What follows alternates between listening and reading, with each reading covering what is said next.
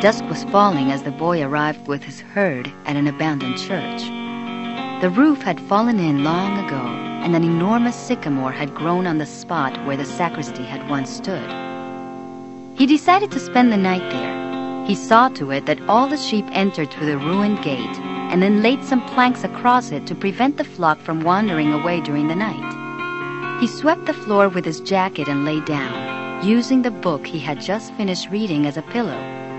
He told himself that he would have to start reading thicker books. They lasted longer and made more comfortable pillows. It was still dark when he awoke, and looking up, he could see the stars through the half-destroyed roof. I wanted to sleep a little longer, he thought. He had had the same dream that night as a week ago, and once again he had awakened before it ended. He arose and, taking up his crook, began to awaken the sheep that still slept. He had noticed that as soon as he awoke, most of his animals also began to stir. It was as if some mysterious energy bound his life to that of the sheep, with whom he had spent the past 2 years, leading them through the countryside in search of food and water. "They're so used to me that they know my schedule," he muttered. But there were certain of them who took a bit longer to awaken.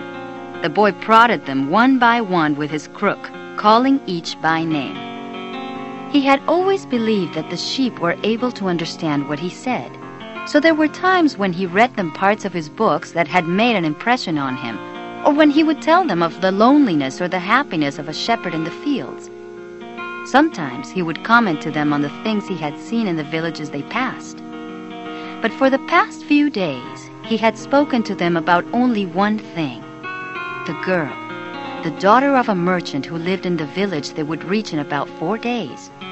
He had been to the village only once, the year before. The merchant was the proprietor of a dry goods shop, and he always demanded that the sheep be sheared in his presence so that he would not be cheated. A friend had told the boy about the shop, and he had taken his sheep there. "I need to sell some wool," the boy told the merchant. The shop was busy, and the man asked the shepherd to wait until the afternoon. So the boy sat on the steps of the shop and took a book from his bag. "I didn't know shepherds knew how to read," said a girl's voice behind him. The girl was typical of the region of Andalusia, with flowing black hair and eyes that vaguely recalled the Moorish conquerors.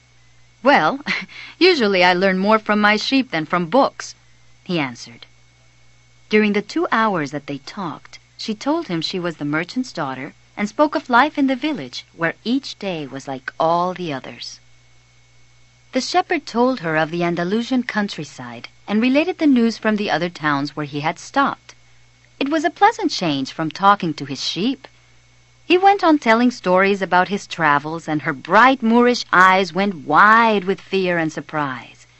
As the time passed, the boy found himself wishing that the day would never end, that her father would stay busy and keep him waiting for 3 days.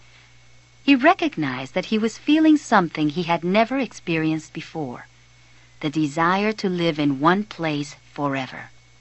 With the girl with the raven hair, his days would never be the same again. And now it was only 4 days before he would be back in that same village. He was excited and at the same time uneasy. Maybe the girl had already forgotten him. Lots of shepherds passed through, selling their wool. "It doesn't matter," he said to his sheep. "I know other girls in other places." But in his heart, he knew that it did matter. And he knew that shepherds, like seamen and traveling salesmen, always found a town where there was someone who could make them forget the joys of carefree wandering. The day was dawning, and the shepherd urged his flock in the direction of the sun. The sheep never had to make any decisions. They were content with just food and water, and in exchange, they generously gave of their wool, their company, and once in a while their meat. "If I became a monster today," thought the boy, "and decided to kill them one by one, they would become aware only after most of the flock had been slaughtered. They trust me, and they've forgotten how to rely on their own instincts because I lead them to nourishment." The boy was surprised at his thoughts. Maybe the church with the sycamore growing from within had been haunted. It had caused him to have the same dream for a second time, and it was causing him to feel anger toward his faithful companions. He drank a bit from the wine that remained from his dinner of the night before, and he gathered his jacket closer to his body. He was grateful for the jacket's weight and warmth. The jacket had a purpose, and so did the boy.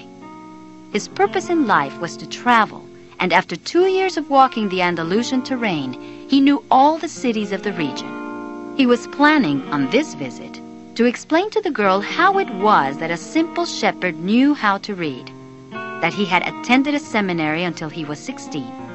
His parents had wanted him to become a priest, and thereby a source of pride for a simple farm family. They worked hard just to have food and water, like the sheep. He had studied Latin, Spanish, and theology, but ever since he had been a child, he had wanted to know the world, and this was much more important to him than knowing God and learning about man's sins. One afternoon, on a visit to his family, he had summoned up the courage to tell his father that he didn't want to become a priest, that he wanted to travel. "People all over the world have passed through this village, son," said his father. "They come in search of new things, but when they leave, they are basically the same people they were when they arrived. Ha! They climb the mountain to see the castle, and they wind up thinking that the past was better than what we have now." "But I'd like to see the castles in the towns where they live," the boy explained. "Those people, when they see our land, say that they would like to live here forever," his father pointed out. "Well, I'd like to see their land and see how they live," said his son. "The people who come here have a lot of money to spend, so they can afford to travel," his father said. "Amongst us, the only ones who travel are the shepherds." "Well, then I'll be a shepherd." His father said no more. The next day, he gave his son a pouch that held 3 ancient Spanish gold coins. "I found these one day in the fields. I wanted them to be a part of your inheritance. But use them to buy your flock. Take to the fields, and someday you'll learn that our countryside is the best, and our women the most beautiful." And he gave the boy his blessing.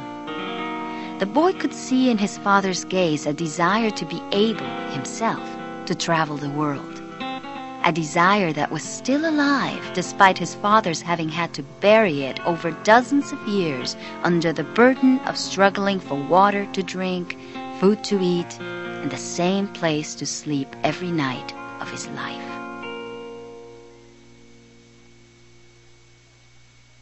The horizon was tinged with red, and suddenly the sun appeared. The boy thought back to that conversation with his father and felt happy. He had already seen many castles and met many women, but none the equal of the one who awaited him several days hence. "It's the possibility of having a dream come true that makes life interesting," he thought, as he looked again at the position of the sun and hurried his pace. He had suddenly remembered that in Tarifa there was an old woman who interpreted dreams. The old woman led the boy to a room at the back of her house. The woman sat down and told him to be seated as well. Then she took both of his hands in hers. "Very interesting," she said, never taking her eyes from the boy's hands. And then she fell silent. "I didn't come here to have you read my palm," he said, already regretting having come. "You came so that you could learn about your dreams," said the old woman. "And dreams are the language of God. When he speaks in our language, I can interpret what he has said. But if he speaks in the language of the soul, it is only you who can understand. But whichever it is, I'm going to charge you for the consultation." A trick, the boy thought. But he decided to take a chance. A shepherd always takes his chances with wolves and with drought, and that's what makes a shepherd's life exciting. "I have had the same dream twice," he said. I dreamed that I was in a field with my sheep when a child appeared and began to play with the animals. And suddenly, the child took me by the hand and transported me to the Egyptian pyramids. Then, at the Egyptian pyramids, he said the last 3 words slowly so that the old woman would understand. The child said to me, "If you come here, you will find a hidden treasure." But just as the child was about to show me the exact location, I woke up, both times. The woman was silent for some time. Then she again took his hands and studied them carefully. "I'm not going to charge you anything now," she said. "But I want 1/10 of the treasure if you find it." The boy laughed, out of happiness. "Well, interpret the dream," he said. "It's a dream in the language of the world. I can interpret it, but the interpretation is very difficult. That's why I feel that I deserve a part of what you find. This is my interpretation. You must go to the pyramids in Egypt. I have never heard of them, but if it was a child who showed them to you, they exist. There you will find a treasure that will make you a rich man." The boy was surprised and then irritated. He didn't need to seek out the old woman for this. But then he remembered that he wasn't going to have to pay anything. "I didn't need to waste my time just for this," he said. "I told you that your dream was a difficult one. It's the simple things in life that are the most extraordinary. Only wise men are able to understand them. And since I am not wise, I have had to learn other arts, such as the reading of palms." "Well, how am I going to get to Egypt?" "I only interpret dreams. I don't know how to turn them into reality." "And what if I never get to Egypt?" "Then I don't get paid." It wouldn't be the first time." And the woman told the boy to leave, saying she had already wasted too much time with him. So the boy was disappointed. He decided that he would never again believe in dreams. He went to the market for something to eat. He traded his book for one that was thicker and found a bench in the plaza where he could sample the new wine he had bought. The day was hot and the wine was refreshing. His sheep were at the gates of the city in a stable that belonged to a friend.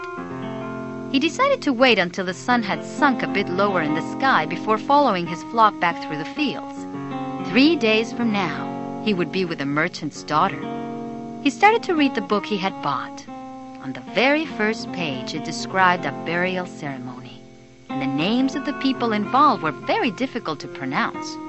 If he ever wrote a book, he thought, he would present one person at a time so that the reader wouldn't have to worry about memorizing a lot of names. When he was finally able to concentrate on what he was reading, he liked the book better. The burial was on a snowy day, and he welcomed the feeling of being cold. As he read on, an old man sat down at his side and tried to strike up a conversation. "What are they doing?" the old man asked, pointing at the people in the plaza. "Working," the boy answered dryly, making it look as if he wanted to concentrate on his reading. But the old man persisted in his attempt to strike up a conversation. He said that he was tired and thirsty and asked if he might have a sip of the boy's wine. The boy offered his bottle, hoping that the old man would leave him alone. But the old man wanted to talk, and he asked the boy what book he was reading. The boy was tempted to be rude and move to another bench, but his father had taught him to be respectful of the elderly. So he held out the book to the man for 2 reasons. First, that he himself wasn't sure how to pronounce the title, and second, that if the old man didn't know how to read, he would probably feel ashamed and decide of his own accord to change benches. Said the old man, looking at all sides of the book as if it were some strange object. "This is an important book, but it's really irritating." The boy was shocked. The old man knew how to read and had already read the book. And if the book was irritating, as the old man had said, the boy still had time to change it for another. "It's a book that says the same thing almost all the other books in the world say," continued the old man. "It describes people's inability to choose their own destinies, and it ends up saying that everyone believes the world's greatest lie." "What's the world's greatest lie?" the boy asked, completely surprised. "It's this: that at a certain point in our lives we lose control of what's happening to us, and our lives become controlled by fate. That's the world's greatest lie." "That's never happened to me," the boy said. "They wanted me to be a priest, but I decided to become a shepherd." "Much better," said the old man, "because you really like to travel." He knew what I was thinking, the boy said to himself. The boy noticed that the man's clothing was strange. He looked like an Arab, which was not unusual in those parts. Africa was only a few hours from Tarifa. One had only to cross the narrow straits by boat. "Where are you from?" the boy asked. "From many places." "No one can be from many places," the boy said. "I'm a shepherd, and I have been to many places, but I come from only one place, from a city near an ancient castle. That's where I was born." "Well, then, we could say that I was born in Salem." The boy didn't know where Salem was, but he didn't want to ask, fearing that he would appear ignorant. "So, what is Salem like?" he asked, trying to get some sort of clue. "It's like it always has been." No clue yet. "And what do you do in Salem?" he insisted. "What do I do in Salem?" The old man laughed. "Well, I'm the king of Salem." People say strange things, the boy thought. Sometimes they say things that are so strange that you don't know how to continue the conversation. "My name is Melchizedek," said the old man. "How many sheep do you have?" "Enough," said the boy. He could see that the old man wanted to know more about his life. "Well then, we've got a problem. I can't help you if you feel you've got enough sheep." The boy was getting irritated. He wasn't asking for help. It was the old man who had asked for a drink of his wine and had started the conversation. "Give me my book," the boy said. "I have to go and gather my sheep and get going." "Give me 1/10 of your sheep," said the old man, "and I'll tell you how to find the hidden treasure." The boy remembered his dream, and suddenly everything was clear to him. The old woman hadn't charged him anything, but the old man, maybe he was her husband, was going to find a way to get much more money in exchange for information about something that didn't even exist. The old man was probably a gypsy too. But before the boy could say anything, the old man leaned over, picked up a stick, and began to write in the sand of the plaza. Something bright reflected from the old man's chest with such intensity that the boy was momentarily blinded. With a movement that was too quick for someone his age, the man covered whatever it was with his cape. When his vision returned to normal, the boy was able to read what the old man had written in the sand. There, in the sand of the plaza of that small city, the boy read the names of his father and his mother and the name of the seminary he had attended. He read the name of the merchant's daughter, which he hadn't even known, and he read things he had never told anyone. What was going on? "Are you really the king of Salem?" the boy asked, awed and embarrassed. Why would a king be talking with a shepherd? "For several reasons. But let us say that the most important is that you have succeeded in discovering your destiny." The boy didn't know what a person's destiny was. It's what you have always wanted to accomplish. Everyone, when they are young, knows what their destiny is. At that point in their lives, everything is clear and everything is possible. They are not afraid to dream and to yearn for everything they would like to see happen to them in their lives. But as time passes, a mysterious force begins to convince them that it will be impossible for them to realize their destiny.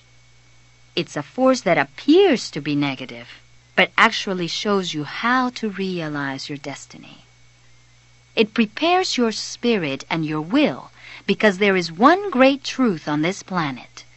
Whoever you are, or whatever it is that you do, when you really want something, it's because that desire originated in the soul of the universe. It's your mission on Earth. Even when all you want to do is travel? Or marry the daughter of a textile merchant? Yes. Or even search for treasure. The soul of the world is nourished by people's happiness, and also by unhappiness, envy, and jealousy. To realize one's destiny is a person's only real obligation. All things are one. And when you want something, all the universe conspires in helping you to achieve it. "Why do you tend a flock of sheep?" he asked. "Because I like to travel." The old man pointed to a baker standing in his shop window at one corner of the plaza. When he was a child, that man wanted to travel too. But he decided first to buy his bakery and put some money aside. "He should have decided to become a shepherd," the boy said. "Well, he thought about that," the old man said. "But bakers are more important people than shepherds. Bakers have homes, while shepherds sleep out in the open. Parents would rather see their children marry bakers than shepherds." The boy felt a pang in his heart, thinking about the merchant's daughter. There was surely a baker in her town. The old man continued, "In the long run, what people think about shepherds and bakers becomes more important for them than their own destinies." The old man leafed through the book and fell to reading a page he came to. The boy waited, and then interrupted the old man just as he himself had been interrupted. "Why are you telling me all this?" "Because you are trying to realize your destiny, and you are at the point where you're about to give it all up." "And that's when you always appear on the scene?" "Not always in this way, but I always appear in one form or another. Sometimes I appear in the form of a solution or a good idea. At other times, at a crucial moment, I make it easier for things to happen. There are other things I do too, but most of the time people don't realize I've done them." The boy reminded the old man that he had said something about hidden treasure. "Treasure is uncovered by the force of flowing water, and it is buried by the same currents," said the old man. "If you want to learn about your own treasure, you will have to give me 1/10 of your flock." "What about 1/10 of my treasure?" The old man looked disappointed. "If you start out by promising what you don't even have yet, you'll lose your desire to work toward getting it." The boy told him that he had already promised to give 1/10 of his treasure to the gypsy. "Gypsies are experts at getting people to do that," sighed the old man. "In any case, it's good that you've learned that everything in life has its price. This is what the warriors of the light try to teach." The old man returned the book to the boy. "Tomorrow, at this same time, bring me 1/10 of your flock, and I will tell you how to find the hidden treasure. Good afternoon." And he vanished around the corner of the plaza. The boy began again to read his book, but he was no longer able to concentrate. He was tense and upset because he knew that the old man was right. He began to wander through the city and found himself at the gates. There was a small building there with a window at which people bought tickets to Africa. And he knew that Egypt was in Africa. "Can I help you?" asked the man behind the window. "Maybe tomorrow," said the boy, moving away. If he sold just one of his sheep, he'd have enough to get to the other shore of the strait. The idea frightened him. While standing at the ticket window, the boy had remembered his flock and decided he should go back to being a shepherd. He decided to return to his friend's stable by the longest route possible. As he walked past the city's castle, he interrupted his return and climbed the stone ramp that led to the top of the wall. From there, he could see Africa in the distance. Someone had once told him that it was from there that the Moors had come, to occupy all of Spain. He could see almost the entire city from where he sat, including the plaza where he had talked with the old man. Curse the moment I met that old man, he thought. He had come to the town only to find a woman who could interpret his dream. Neither the woman nor the old man were at all impressed by the fact that he was a shepherd. They were solitary individuals who no longer believed in things and didn't understand that shepherds become attached to their sheep. He knew everything about each member of his flock. He knew which ones were lame, which one was to give birth 2 months from now, and which were the laziest. He knew how to shear them and how to slaughter them. If he ever decided to leave them, they would suffer. The wind began to pick up. He knew that wind. People called it the Levanter, because on it the Moors had come from the Levant at the eastern end of the Mediterranean. The Levanter increased in intensity. Here I am, between my flock and my treasure, the boy thought. He had to choose between something he had become accustomed to and something he wanted to have. There was also the merchant's daughter, but she wasn't as important as his flock because she didn't depend on him. Maybe she didn't even remember him. He was sure that it made no difference to her on which day he appeared. For her, every day was the same. And when each day is the same as the next, it's because people fail to recognize the good things that happen in their lives every day that the sun rises. The boy thought, I left my father, my mother, and the town castle behind. They have gotten used to my being away, and so have I. The sheep will get used to my not being there, too. The Levanter was still getting stronger, and he felt its force on his face. That wind had brought the Moors, yes, but it had also brought the smell of the desert and of veiled women. It had brought with it the sweat and the dreams of men who had once left to search for the unknown and for gold and adventure and for the pyramids. The boy felt jealous of the freedom of the wind and saw that he could have the same freedom. There was nothing to hold him back except himself. The sheep, the merchant's daughter, and the fields of Andalusia were only steps along the way to his destiny.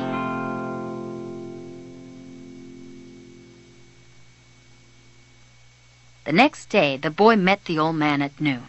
He brought 6 sheep with him. I'm surprised, the boy said. My friend bought all the other sheep immediately. He said that he had always dreamed of being a shepherd and that it was a good omen. That's the way it always is, said the old man. It's called the principle of favorability. When you play cards the first time, you're almost sure to win. Beginner's luck. Why is that? Because there is a force that wants you to realize your destiny. It whets your appetite with a taste of success. Where is the treasure? He asked. It's in Egypt, near the pyramids. The boy was startled. The old woman had said the same thing, but she hadn't charged him anything. In order to find the treasure, you will have to follow the omens. God has prepared a path for everyone to follow. You just have to read the omens that He has left for you. Before the boy could reply, a butterfly appeared and fluttered between him and the old man. He remembered something his grandfather had once told him, that butterflies were a good omen, like crickets and expectations, like lizards and 4-leaf clovers. That's right, said the old man, able to read the boy's thoughts. Just as your grandfather taught you. These are good omens. The old man opened his cape, and the boy was struck by what he saw. The old man wore a breastplate of heavy gold covered with precious stones. The boy recalled the brilliance he had noticed on the previous day. He really was a king. He must be disguised to avoid encounters with thieves. "Take these," said the old man, holding out a white stone and a black stone that had been embedded at the center of the breastplate. "They are called Urim and Thummim. The black signifies yes, and the white, no. When you are unable to read the omens, they will help you to do so. Always ask an objective question. But if you can, try to make your own decisions. The treasure is at the pyramids." That you already knew. But I had to insist on the payment of 6 sheep because I helped you to make your decision. The boy put the stones in his pouch. From then on, he would make his own decisions. Don't forget that everything you deal with is only one thing and nothing else. And don't forget the language of omens. And above all, don't forget to follow your destiny through to its conclusion. The old man looked at the boy, and with his hands held together made several strange gestures over the boy's head. Then, taking his 6 sheep, he walked away. How strange Africa is, thought the boy. He was sitting in a bar very much like the other bars he had seen along the narrow streets of Tangier. Some men were smoking from a gigantic pipe that they passed from one to the other. In just a few hours, he had seen men walking hand in hand, women with their faces covered, and priests that climbed to the tops of towers and chanted as everyone about him went to their knees and placed their foreheads on the ground. A practice of infidels, he said to himself, feeling scared and terribly alone. The infidels had an evil look about them. Besides this, in the rush of his travels, he had forgotten a detail, just one detail, which could keep him from his treasure for a long time. Only Arabic was spoken in this country. The owner of the bar approached him, and the boy pointed to a drink that had been served at the next table. It turned out to be a bitter tea. The boy preferred wine. But he didn't need to worry about that right now. What he had to be concerned about was his treasure, and how he was going to go about getting it. The sale of his sheep had left him with enough money in his pouch, and the boy knew that in money there was magic. Whoever has money is never really alone. Before long, maybe in just a few days, he would be at the pyramids. An old man with a breastplate of gold wouldn't have lied just to acquire 6 sheep. The old man had spoken about signs and omens, and as the boy sipped his tea, he thought about omens. The tea seemed less bitter. "Who are you?" he heard a voice ask him in Spanish. The boy was relieved. He was thinking about omens, and someone had appeared. "How come you speak Spanish?" he asked. The new arrival was a young man in Western dress, but the color of his skin suggested he was from this city. He was about the same age and height as the boy. "Almost everyone here speaks Spanish," he said. "We're only 2 hours from Spain." The boy told him then that he needed to get to the pyramids. He almost began to tell about his treasure, but decided not to do so. If he did, it was possible that the Arab would want a part of it as payment for taking him there. He remembered what the old man had said about offering something you didn't even have yet. "I'd like you to take me to the pyramids if you can. I can pay you to serve as my guide." "Do you have any idea how to get there?" the newcomer asked. The boy noticed that the owner of the bar stood nearby, listening attentively to their conversation. He felt uneasy at the man's presence, but he had found a guide and didn't want to miss out on an opportunity. "You have to cross the entire Sahara Desert," said the young man, "and to do that you need money. I need to know whether you have enough." The boy thought it a strange question. But he trusted in the old man who had said that when you really want something, the universe always conspires in your favor. He took his money from his pouch and showed it to the young man. The owner of the bar came over and looked as well. The two men exchanged some words in Arabic, and the bar owner seemed irritated. "Let's get out of here," said the new arrival. "He wants us to leave." The boy was relieved. He got up to pay the bill, but the owner grabbed him and began to speak to him in an angry stream of words. The boy was strong and wanted to retaliate, but he was in a foreign country. His new friend pushed the owner aside and pulled the boy outside with him. "He wanted your money," he said. "Tangier is not like the rest of Africa. This is a port, and every port has its thieves." The boy trusted his new friend. He had helped him out in a dangerous situation. He took out his money and counted it. "We could get to the pyramids by tomorrow," said the other, taking the money. "But I have to buy 2 camels." They walked together through the narrow streets of Tangier. Everywhere there were stalls with items for sale. They reached the center of a large plaza where the market was held. There were thousands of people there, arguing, selling, and buying. There were vegetables for sale amongst daggers and carpets displayed alongside tobacco. But the boy never took his eye off his new friend. After all, he had all his money. He thought about asking him to give it back, but decided that would be unfriendly. He knew nothing about the customs of the strange land he was in. "I'll just watch him," he said to himself. He knew he was stronger than his new friend. Suddenly, there in the midst of all that confusion, the boy saw the most beautiful sword he had ever seen. The scabbard was embossed in silver, and the handle was black and encrusted with precious stones. The boy promised himself that when he returned from Egypt, he would buy that sword. "Ask the owner of that stall how much the sword costs," he said to his friend. Then he realized that he had been distracted for a few moments looking at the sword. His heart squeezed as if his chest had suddenly compressed it. All around him was the market, with people coming and going, shouting and buying, and the aroma of strange foods. But nowhere could he find his new companion. The boy wanted to believe that his friend had simply become separated from him by accident. He decided to stay right there and await his return. As he waited, a priest climbed to the top of a nearby tower and began his chant. Everyone in the market fell to their knees, touched their foreheads to the ground, and took up the chant. Then, like a colony of worker ants, they dismantled their stalls and left. The sun began its departure as well. The boy watched it through its trajectory for some time until it was hidden behind the white houses surrounding the plaza.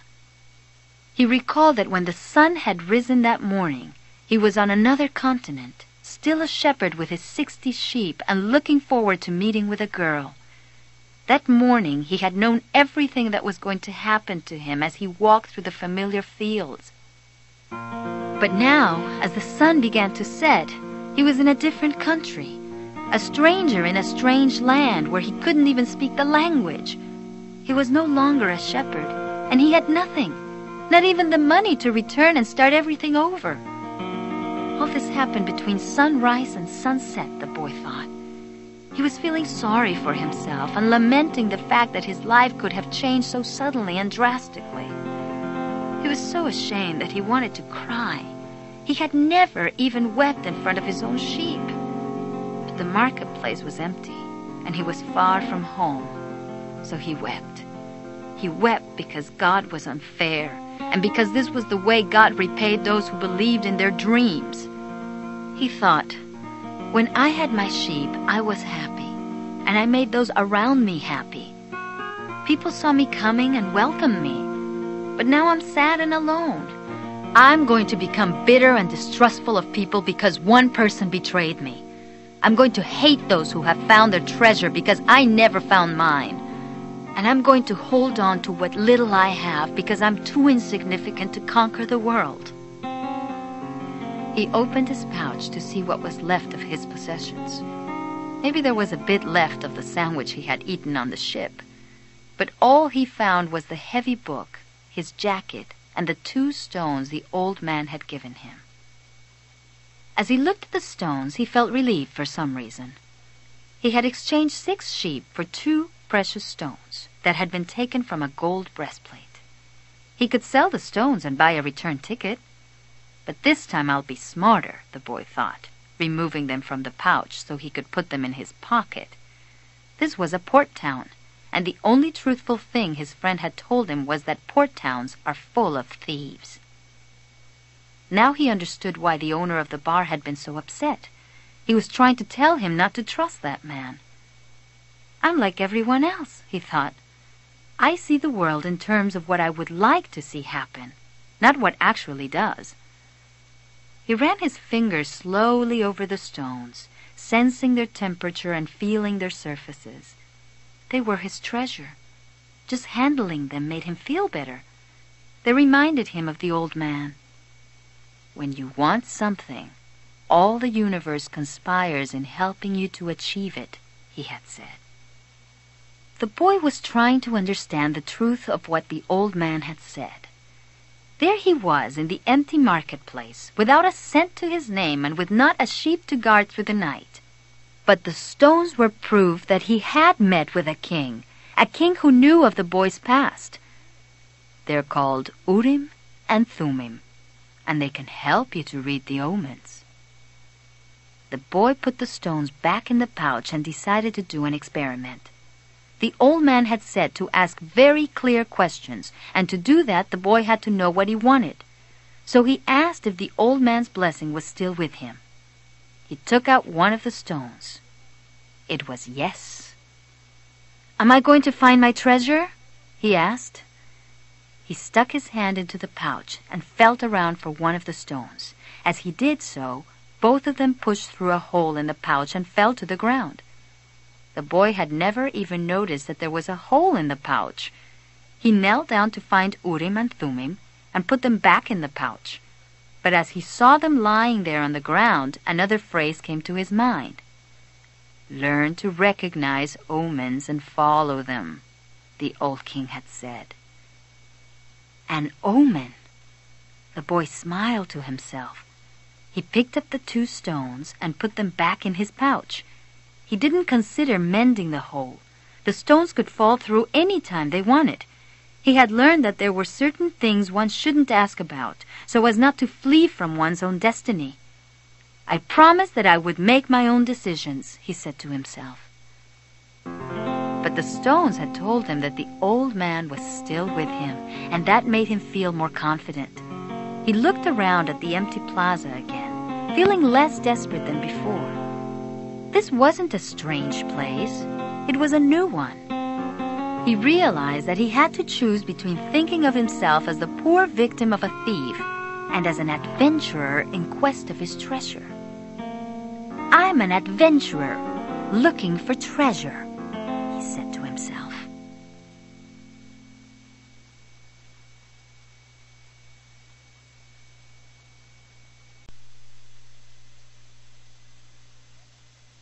The boy was shaken into wakefulness by someone. He had fallen asleep in the middle of the marketplace, and life in the plaza was about to resume. Looking around, he sought his sheep, and then realized that he was in a new world. But instead of being saddened, he was happy. He no longer had to seek out food and water for the sheep. He could go in search of his treasure instead. He had not a cent in his pocket, but he had faith. He had decided the night before that he would be as much an adventurer as the ones he had admired in books. He walked slowly through the market. The merchants were assembling their stalls, and the boy helped a candy seller to do his. The candy seller had a smile on his face. He was happy, aware of what his life was about, and ready to begin a day's work. This candy merchant isn't making candy so that later he can travel or marry a shopkeeper's daughter. He's doing it because it's what he wants to do, thought the boy. He realized that he could do the same thing the old man had done, sense whether a person was near or far from his destiny, just by looking at them. It's easy, and yet I've never done it before, he thought. When the stall was assembled, the candy seller offered the boy the first sweet he had made for the day. The boy thanked him, ate it, and went on his way. When he had gone only a short distance, he realized that while they were erecting the stall, one of them had spoken Arabic and the other Spanish, and they had understood each other perfectly well. There must be a language that doesn't depend on words, the boy thought. I've already had that experience with my sheep, and now it's happening with people. All things are one, the old man had said.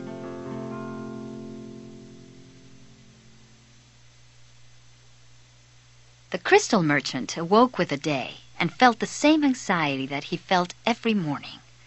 He had been in the same place for 30 years, a shop at the top of a hilly street where few customers passed.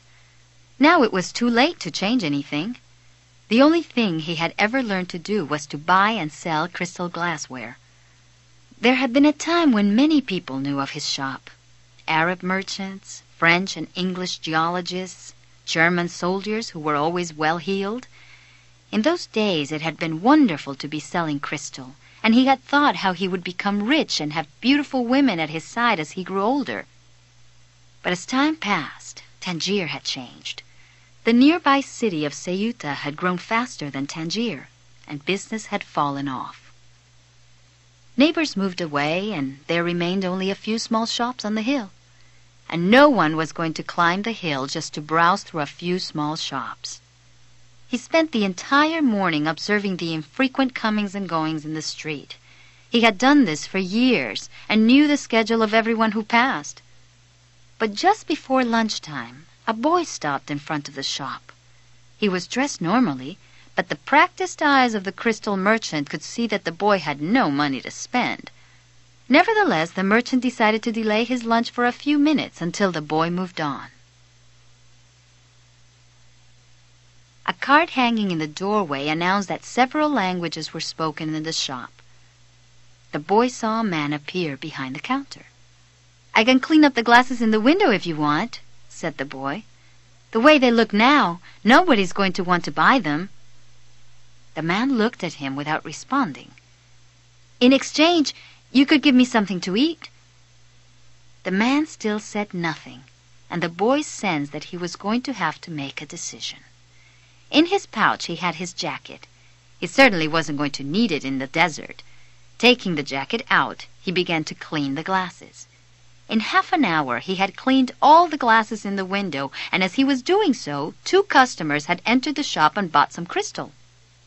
When he had completed the cleaning, he asked the man for something to eat. "Let's go and have some lunch," said the crystal merchant. He put a sign on the door, and they went to a small cafe nearby. As they sat down at the only table in the place, the crystal merchant laughed. "You didn't have to do any cleaning," he said. "The Koran requires me to feed a hungry person." "Well, then why did you let me do it?" the boy asked. "Because the crystal was dirty, and both you and I needed to cleanse our minds of negative thoughts." When they had eaten, the merchant turned to the boy and said, "I'd like you to work in my shop. 2 customers came in today while you were working, and that's a good omen." People talk a lot about omens, thought the shepherd, but they really don't know what they're saying. Just as I hadn't realized that for so many years I had been speaking a language without words to my sheep. "Do you want to go to work for me?" the merchant asked. "I can work for the rest of today," the boy answered. "I'll work all night until dawn, and I'll clean every piece of crystal in your shop, and in return I need money to get to Egypt tomorrow." The merchant laughed. "Even if you clean my crystal for an entire year, even if you earned a good commission selling every piece, you would still have to borrow money to get to Egypt. There are thousands of kilometers of desert between here and there." There was a moment of silence so profound that it seemed the city was asleep. No sound from the bazaars, no arguments among the merchants, no men climbing to the towers to chant. No hope, no adventure, no old kings or destinies, no treasure and no pyramids. It was as if the world had fallen silent because the boy's soul had. The merchant looked anxiously at the boy. All the joy he had seen that morning had suddenly disappeared. "I can give you the money you need to get back to your country, my son," said the crystal merchant. "I'll work for you," he said. And after another long silence, he added, "I need money to buy some sheep." The boy had been working for the crystal merchant for almost a month, and he could see that it wasn't exactly the kind of job that would make him happy. The merchant spent the entire day mumbling behind the counter, telling the boy to be careful with the pieces and not to break anything. But he stayed with the job because the merchant, although he was an old grouch, treated him fairly. The boy received a good commission for each piece he sold and had already been able to put some money aside. That morning, he had done some calculating. If he continued to work every day as he had been, he would need a whole year to be able to buy some sheep. "I'd like to build a display case for the crystal," the boy said to the merchant. "We could place it outside and attract those people who pass at the bottom of the hill." I've never had one before," the merchant answered. "People will pass by and bump into it, and pieces will be broken." "Well, when I took my sheep through the fields, some of them might have died if we had come upon a snake. But that's the way life is with sheep and with shepherds." The merchant turned to a customer who wanted 3 crystal glasses. He was selling better than ever, as if time had turned back to the old days when the street had been one of Tangier's major attractions. "Business has really improved," he said to the boy after the customer had left. "I'm doing much better, and soon you'll be able to return to your sheep. Why ask more out of life?" "Because we have to respond to omens," the boy said. Then he regretted what he had said, because the merchant had never met the king. But the merchant understood what the boy had said. The boy's very presence in the shop was an omen, and as time passed and money was pouring into the cash drawer, he had no regrets about having hired the boy. "Why did you want to get to the pyramids?" he asked, to get away from the business of the display. "Because I've always heard about them," the boy answered, saying nothing about his dream. The treasure was now nothing but a painful memory, and he tried to avoid thinking about it. "I don't know anyone around here who would want to cross the desert just to see the pyramids," said the merchant. "They're just a pile of stones. You could build one in your backyard." "You've never had dreams of travel," said the boy, turning to wait on a customer who had entered the shop. 2 days later, the merchant spoke to the boy about the display. "Why did you think we should have the display?" he wanted to know. "I want to get back to my sheep faster. We have to take advantage when luck is on our side and do as much to help it as it is doing to help us. It's called the principle of favorability, or beginner's luck." The merchant was silent for a few moments. Then he said, "2 days ago you said that I had never dreamed of travel. But one of the obligations of every Muslim is a pilgrimage. We are obliged at least once in our life to visit the holy city of Mecca. Mecca is a lot farther away than the pyramids. When I was young, all I wanted to do was put together enough money to start this shop. I thought that someday I'd be rich and could go to Mecca. I began to make some money, but I could never bring myself to leave someone in charge of the shop. The crystals are delicate things. At the same time, people were passing my shop all the time, heading for Mecca. Some of them were rich pilgrims traveling in caravans with servants and camels, but most of the people making the pilgrimage were poorer than I. All who went there were happy at having done so. They placed the symbols of the pilgrimage on the doors of their houses." "Well, why don't you go to Mecca now?" asked the boy. "Because it's the thought of Mecca that keeps me alive.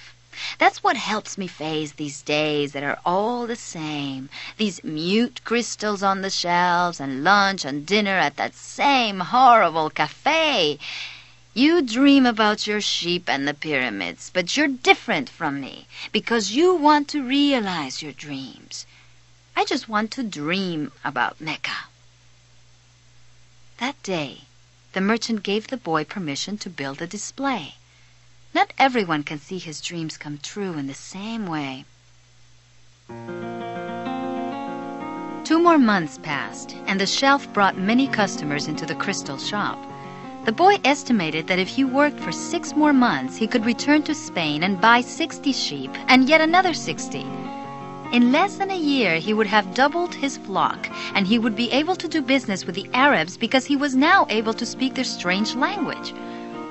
Since that morning in the marketplace, he had never again made use of Urim and Thummim, because Egypt was now just as distant a dream for him as was Mecca for the merchant. Anyway, the boy had become happy in his work and thought all the time about the day when he would disembark at Tarifa as a winner. "You must always know what it is that you want," the old king had said.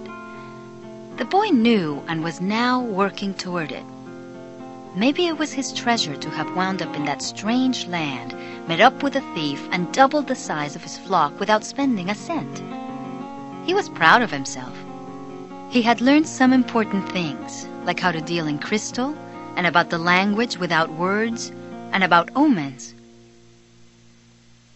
One afternoon, he had seen a man at the top of the hill, complaining that it was impossible to find a decent place to get something to drink after such a climb. The boy, accustomed to recognizing omens, spoke to the merchant. "Let's sell tea to the people who climb the hill."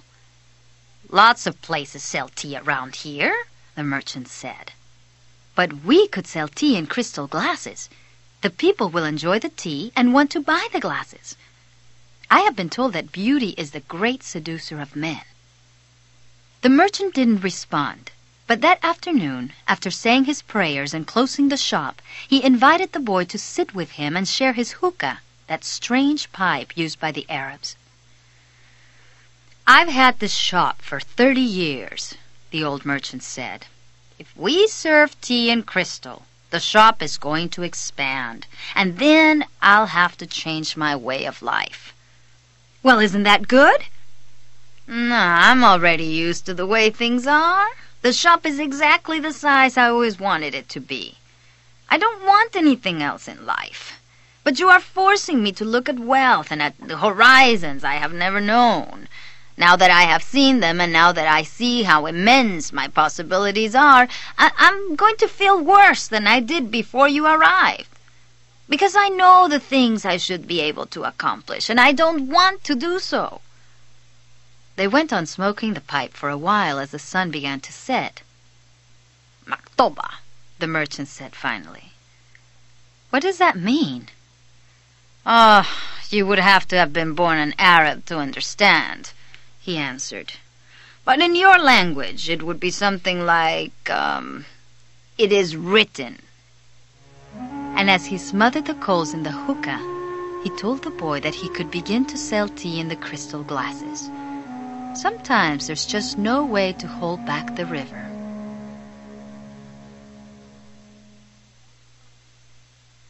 The men climbed the hill, and they were tired when they reached the top. But there they saw a crystal shop that offered refreshing mint tea. They went in to drink the tea, which was served in beautiful crystal glasses. "My wife never thought of this," said one, and he bought some crystal. He was entertaining guests that night, and the guests would be impressed by the beauty of the glassware. A second man remarked that tea was always more delicious when it was served in crystal, because the aroma was retained. Before long, the news spread, and a great many people began to climb the hill to see the shop that was doing something new in a trade that was so old. Other shops were open that served tea in crystal, but they weren't at the top of a hill, and they had little business. Eventually, the merchant had to hire 2 more employees.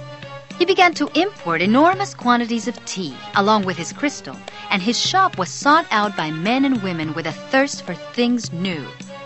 And in that way, the months passed. The boy awoke before dawn.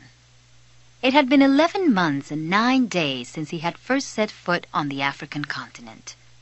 He dressed in his Arabian clothing of white linen, bought especially for this day. He put his headcloth in place and secured it with a ring made of camel skin. Wearing his new sandals, he descended the stairs silently. The city was still sleeping. He prepared himself a sandwich and drank some hot tea from a crystal glass. Then he sat in the sun-filled doorway smoking the hookah. He smoked in silence, thinking of nothing and listening to the sound of the wind that brought the scent of the desert. When he had finished his smoke, he reached into one of his pockets and sat there for a few moments regarding what he had withdrawn. It was a bundle of money, enough to buy himself 120 sheep, a return ticket, and a license to import products from Africa into his own country. He waited patiently for the merchant to awaken and open the shop. Then the two went off to have some more tea. "I'm leaving today," said the boy. "I have the money I need to buy my sheep, and you have the money you need to go to Mecca." The old man said nothing. "Will you give me your blessing?" asked the boy. "You have helped me." The man continued to prepare his tea, saying nothing. Then he turned to the boy. "I am proud of you," he said. "You brought a new feeling into my crystal shop. But you know that I'm not going to go to Mecca, just as you know that you're not going to buy your sheep." "Who told you that?" asked the boy, startled. "Maktoba," said the old crystal merchant, and he gave the boy his blessing. The boy went to his room and packed his belongings. They filled 3 sacks. As he was leaving, he saw, in the corner of the room, his old shepherd's pouch. It was bunched up, and he had hardly thought of it for a long time. As he took his jacket out of the pouch, thinking to give it to someone in the street, the 2 stones fell to the floor. Urim and Thummim. It made the boy think of the old king, and it startled him to realize how long it had been since he had thought of him. For nearly a year he had been working incessantly, thinking only of putting aside enough money so that he could return to Spain with pride. "Never stop dreaming," the old king had said. "Follow the omens." The boy picked up Urim and Thummim, and once again had the strange sensation that the old king was nearby. He had worked hard for a year, and the omens were that it was time to go. "I'm going to go back to doing just what I did before," the boy thought, "even though the sheep didn't teach me how to speak Arabic." But the sheep had taught him something even more important, that there was a language in the world that everyone understood, a language the boy had used throughout the time that he was trying to improve things at the shop. It was the language of enthusiasm, of things accomplished with love and purpose, and as part of a search for something believed in and desired.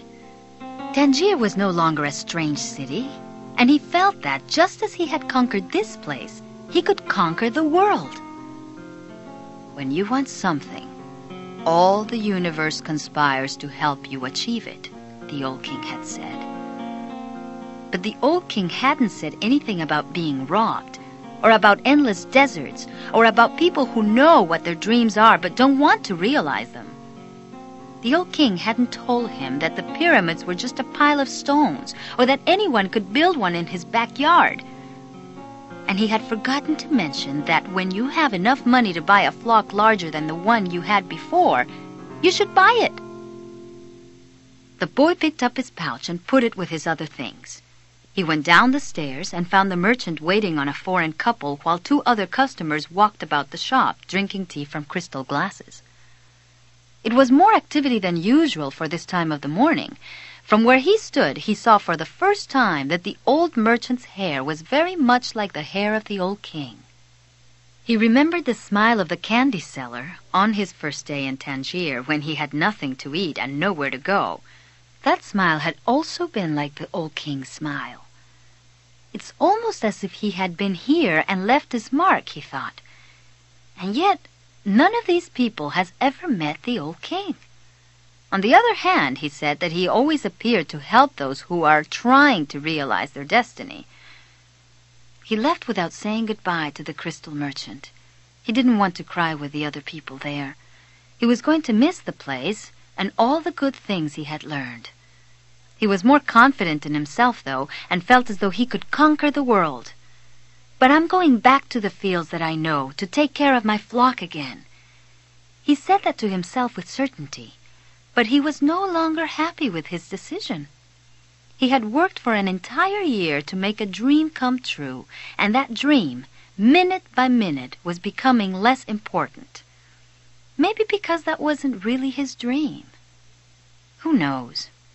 Maybe it's better to be like the crystal merchant.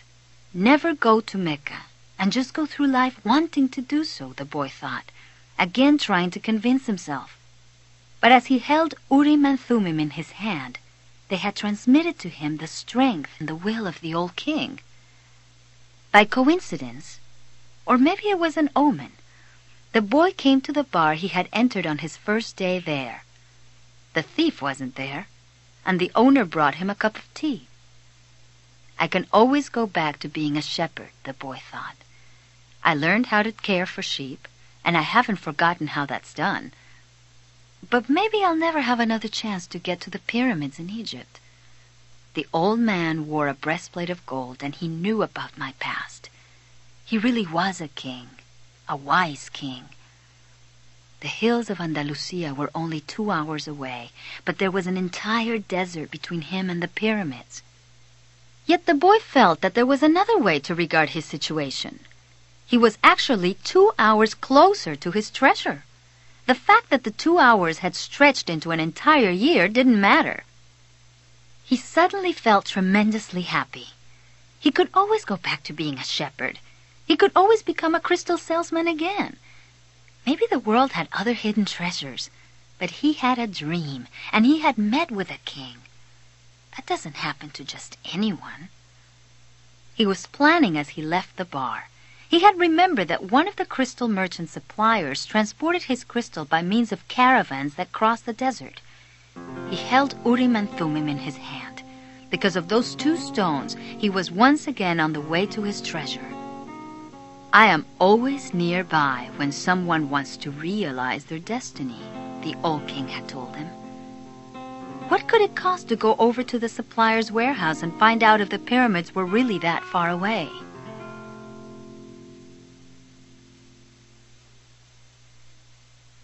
The Englishman was sitting on a bench in a structure that smelled of animals, sweat, and dust. It was part warehouse, part corral. I never thought I'd end up in a place like this, he thought as he leafed through the pages of a chemical journal. 10 years at the university, and here I am in a corral. But he had to move on. He believed in omens. All his life and all his studies were aimed at finding the one true language of the universe. First, he had studied Esperanto, then the world's religions, and now it was alchemy. He had tried in vain to establish a relationship with an alchemist, but the alchemists were strange people who thought only about themselves and almost always refused to help him. He had already spent much of the fortune left to him by his father fruitlessly seeking the philosopher's stone. He had spent enormous amounts of time at the great libraries of the world and had purchased all the rarest and most important volumes on alchemy. In one he had read that many years ago a famous Arabian alchemist had visited Europe. It was said that he was more than 200 years old and that he had discovered the philosopher's stone and the elixir of life. The Englishman had been profoundly impressed by the story, but he would never have thought it more than just a myth had not a friend of his, returning from an archaeological expedition in the desert, told him about an Arab that was possessed of exceptional powers. "He lives at the El Fayoum oasis," his friend had said, "and people say that he is 200 years old and is able to transform any metal into gold." The Englishman could not contain his excitement. He canceled all his commitments and pulled together the most important of his books, and now here he was, sitting inside a dusty, smelly warehouse. Outside, a huge caravan was being prepared for a crossing of the Sahara and was scheduled to pass through El Fayoum. "I'm going to find that damned alchemist," the Englishman thought. A young Arab, also loaded down with baggage, entered and greeted the Englishman. "Where are you bound?" asked the young Arab. "I'm going into the desert." the man answered, turning back to his reading. He didn't want any conversation at this point. What he needed to do was review all he had learned over the years, because the alchemist would certainly put him to the test. The young Arab took out a book and began to read. The book was written in Spanish. "That's good," thought the Englishman. He spoke Spanish better than Arabic, and if this boy was going to El Fayum, there would be someone to talk to when there were no other important things to do. "That's strange," the boy thought as he tried once again to read the burial scene that began the book. "I've been trying for 2 years to read this book, and I never get past these first few pages." Even without a king to provide an interruption, he was unable to concentrate. He still had some doubts about the decision he had made, but he was able to understand one thing. Making a decision was only the beginning of things. When someone makes a decision, he is really diving into a strong current that will carry him to places he had never dreamed of when he first made the decision. When I decided to seek out my treasure, I never imagined that I'd wind up working in a crystal shop, he thought. And joining this caravan may have been my decision, but where it goes is going to be a mystery to me. Nearby was the Englishman, reading a book. He seemed unfriendly and had looked irritated when the boy had entered. They might even have become friends, but the Englishman closed off the conversation. The boy closed his book. He took Urim and Thummim from his pocket and began playing with them. The stranger shouted, "Urim and Thummim!" In a flash, the boy put them back in his pocket. "They're not for sale," he said. "They're not worth much," the Englishman answered. "They're only made of rock crystal, and there are millions of rock crystals in the earth. But those who know about such things would know that those are Urim and Thummim. I didn't know that they had them in this part of the world." "They were given to me as a present by a king," the boy said. The stranger didn't answer. Instead, he put his hand in his pocket and took out 2 stones that were the same as the boy's. "Did you say a king?" he asked. "I guess you don't believe that a king would talk to someone like me, a shepherd," the boy said, wanting to end the conversation. "Not at all. It was shepherds who were the first to recognize a king that the rest of the world refused to acknowledge." And he went on, fearing that the boy wouldn't understand what he was talking about. "It's in the Bible, the same book that taught me about Urim and Thummim. These stones were the only form of divination permitted by God. The priests carried them in a golden breastplate." The boy was suddenly happy to be there at the warehouse. "Maybe this is an omen," said the Englishman, half aloud. "Who told you about omens?" "Everything in life is an omen," said the Englishman, now closing the journal he was reading. "There is a universal language understood by everybody, but already forgotten. I am in search of that universal language, among other things.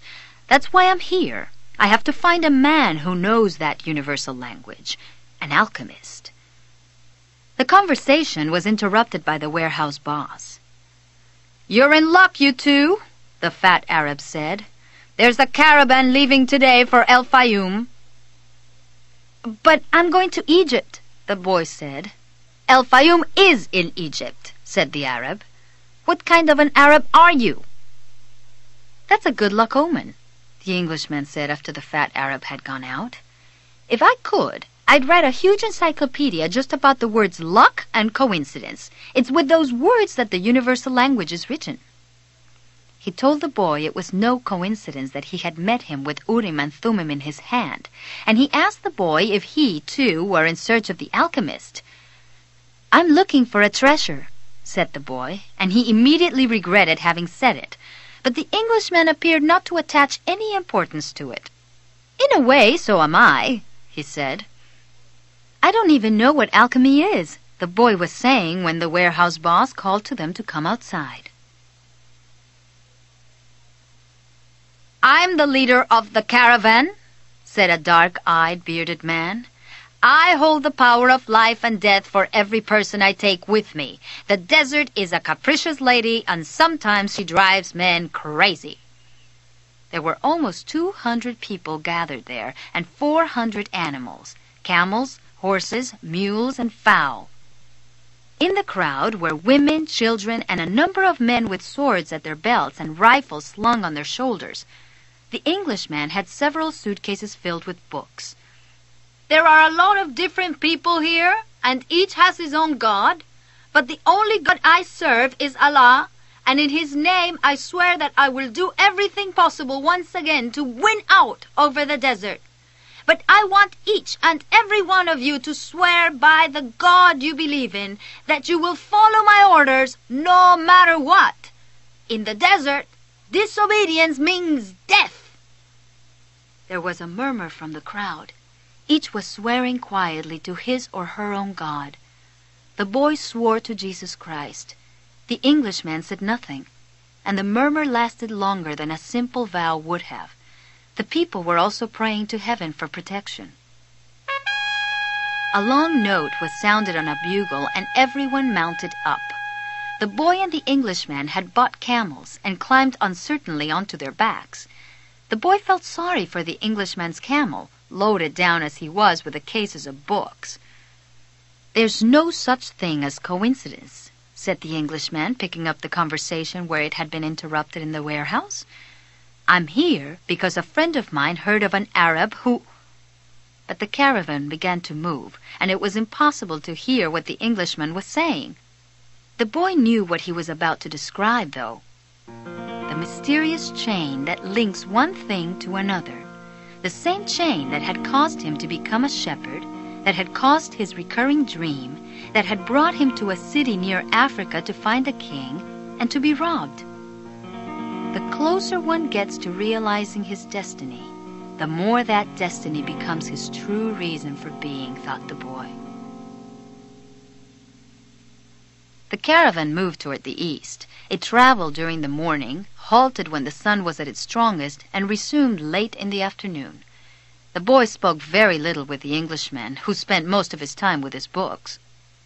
The boy observed in silence the progress of the animals and people across the desert. Now, everything was quite different from how it was that day they had set out.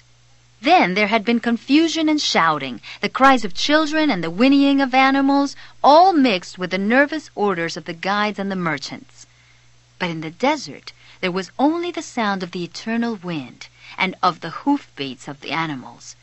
Even the guides spoke very little to one another. "I've crossed these sands many times," said one of the camel drivers one night. "But the desert is so huge and the horizon so distant that they make a person feel small, as if he should remain silent." The boy understood intuitively what the camel driver meant, even without ever having set foot in the desert before. Whenever he saw the sea or a fire, he felt silent, impressed by their elemental force. "I've learned things from the sheep, and I've learned things from crystal," he thought. "I can learn something from the desert, too. It seems old and wise." The wind never stopped, and the boy remembered the day he had sat at the fort in Tarifa with this same wind blowing in his face. It reminded him of the wool from his sheep who were now seeking food and water in the fields of Andalusia as they always had. "They're not my sheep anymore," he said to himself without nostalgia. "They must be used to their new shepherd and have probably already forgotten me. That's good. Creatures like the sheep that are used to traveling know about moving on." He thought of the merchant's daughter and was sure that she had probably married, perhaps to a baker or to another shepherd who could read and could tell her exciting stories. After all, he probably wasn't the only one. But he was excited at his intuitive understanding of the camel driver's comment. Maybe he was also learning the universal language that deals with the past and the present of all people. Hunches, his mother used to call them. The boy was beginning to understand that intuition is really a sudden immersion of the soul into the universal current of life, where the histories of all people are connected and we are able to know everything because it's all written there. "Baktob," the boy said, remembering the crystal merchant. The desert was all sand in some stretches and rocky in others. When the caravan was blocked by a boulder, it had to go around it. If there was a large rocky area, they had to make a major detour. In some places, the ground was covered with the salt of dried-up lakes. The animals balked at such places, and the camel drivers were forced to dismount and unburden their charges. The drivers carried the freight themselves over such treacherous footing and then reloaded the camels. But all this happened for one basic reason. No matter how many detours and adjustments it made, the caravan moved toward the same compass point. Once obstacles were overcome, it returned to its course, sighting on a star that indicated the location of the oasis. When the people saw that star shining in the morning sky, they knew that they were on the right course toward water, palm trees, shelter, and other people. Sometimes their caravan met with another. One always had something that the other needed, as if everything were indeed written by one hand. As they sat around the fire, the camel drivers exchanged information about windstorms and told stories about the desert. At other times, mysterious hooded men would appear. They were Bedouins who did surveillance along the caravan route. They provided warnings about thieves and barbarian tribes. They came in silence and departed the same way, dressed in black garments that showed only their eyes. One night, a camel driver came to the fire where the Englishman and the boy were sitting. "There are rumors of tribal wars," he told them. The three fell silent. The boy noted that there was a sense of fear in the air, even though no one said anything. Once again he was experiencing the language without words, the universal language. The Englishman asked if they were in danger. "Once you get into the desert, there's no going back," said the camel driver. "And when you can't go back, you have to worry only about the best way of moving forward. The rest is up to Allah, including the danger." And he concluded by saying the mysterious word, "Maktub." "You should pay more attention to the caravan," the boy said to the Englishman after the camel driver had left. "We make a lot of detours, but we're always heading for the same destination." "And you ought to read more about the world," answered the Englishman. "Books are like caravans in that respect." The immense collection of people and animals began to travel faster. The days had always been silent, but now even the nights, when the travelers were accustomed to talking around the fires, had also become quiet. And one day the leader of the caravan made the decision that the fire should no longer be lighted, so as not to attract attention to the caravan. The travelers adopted the practice of arranging the animals in a circle at night, sleeping together in the center as protection against the nocturnal cold, and the leader posted armed sentinels at the fringes of the group. The Englishman was unable to sleep one night. He called to the boy, and they took a walk along the dunes surrounding the encampment. There was a full moon, and the boy told the Englishman the story of his life. The Englishman was fascinated with the part about the progress achieved at the crystal shop after the boy began working there. "That's the principle that governs all things," he said. "In alchemy, it's called the soul of the world. When you want something with all your heart, that's when you are closest to the soul of the world. It's always a positive force." He also said that this was not just a human gift, that everything on the face of the earth had a soul, whether mineral, vegetable, or animal, or even just a simple thought. Everything on earth is being continuously transformed because the earth is alive and it has a soul. We are part of that soul, so we rarely recognize that it is working for us. But in the crystal shop, you probably realize that even the glasses were collaborating in your success. The boy thought about that for a while as he looked at the moon and the bleached sands. "I have watched the caravan as it crossed the desert," he said. "The caravan and the desert speak the same language, and it's for that reason that the desert allows the crossing. It's going to test the caravans every step to see if it's in time, and if it is, we will make it to the oasis." The Englishman said, "I'd better pay more attention to the caravan." "And I'd better read your books," said the boy. They were strange books. They spoke about mercury, salt, dragons, and kings, and he didn't understand any of it. But there was one idea that seemed to repeat itself throughout all the books. All things are the manifestation of one thing only. In one of the books, he learned that the most important text in the literature of alchemy contained only a few lines and had been inscribed on the surface of an emerald. "It's the emerald tablet," said the Englishman, proud that he might teach something to the boy. "Well then, why do we need all these books?" the boy asked. "So that we can understand those few lines," the Englishman answered, without appearing really to believe what he had said. The book that most interested the boy told the stories of the famous alchemists. They were men who had dedicated their entire lives to the purification of metals in their laboratories. They believed that if a metal were heated for many years, it would free itself of all its individual properties, and what was left would be the soul of the world.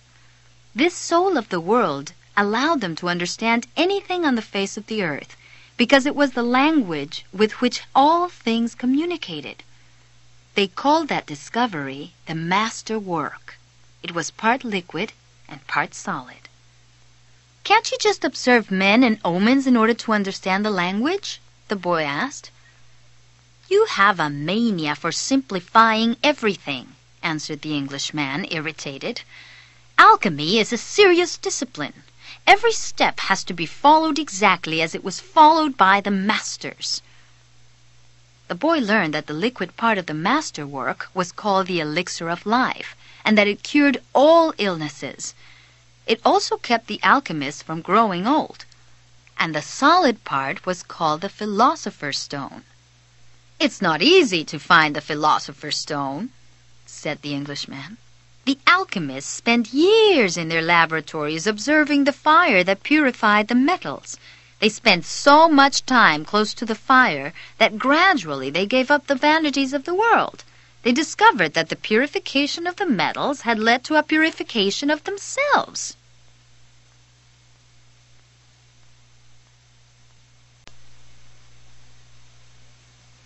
The boy thought about the crystal merchant.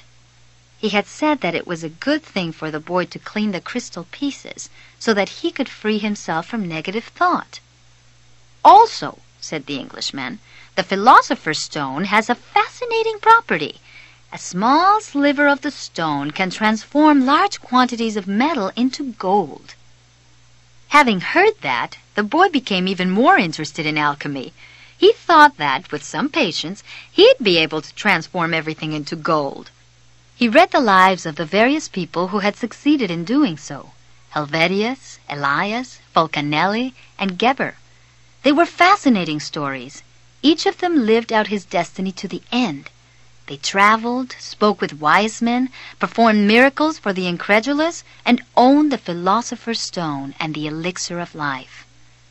But when the boy wanted to learn how to achieve the master work, he became completely lost. They were just drawings, coded instructions, and obscure texts. "Why do they make things so complicated?" he asked the Englishman one night. "So that those who have the responsibility for understanding can understand," he said. "Imagine if everyone went around transforming lead into gold. Gold would lose its value. It's only those who are persistent and willing to study things deeply who achieve the master work." The Englishman said that for the past few days he had been paying attention to how the caravan operated, but that he hadn't learned anything new. The only thing he had noticed was that talk of war was becoming more and more frequent. One day the boy returned the books to the Englishman. "Did you learn anything?" the Englishman asked, eager to hear what it might be. He needed someone to talk to so as to avoid thinking about the possibility of war. "I learned that the world has a soul, and that whoever understands that soul can also understand the language of things. I learned that many alchemists realized their destinies and wound up discovering the soul of the world, the philosopher's stone, and the elixir of life. But above all, I learned that these things are all so simple that they could be written on the surface of an emerald. The boy went back to contemplating the silence of the desert and the sand raised by the animals. Everyone has his or her own way of learning things, he said to himself. His way isn't the same as mine, nor mine as his, but we're both in search of our destinies, and I respect him for that. The caravan began to travel day and night. The hooded Bedouins reappeared more and more frequently, and the camel driver, who had become a good friend of the boys, explained that the war between the tribes had already begun. The animals were exhausted, and the men talked among themselves less and less. The silence was the worst aspect of the night, when the mere groan of a camel, which before had been nothing but the groan of a camel, now frightened everyone because it might signal a raid. The camel driver, though, seemed not to be very concerned with the threat of war. "I'm alive," he said to the boy as they ate a bunch of dates one night with no fires and no moon. "When I'm eating, that's all I think about. If I'm on the march, I just concentrate on marching. If I have to fight, it will be just as good a day to die as any other. Because I don't live in either my past or my future. I'm interested only in the present. If you can concentrate always on the present, you'll be a happy man. You'll see that there is life in the desert, that there are stars in the heavens, and that tribesmen fight because they are a part of the human race." 2 nights later, as he was getting ready to bed down, the boy looked for the star they followed every night.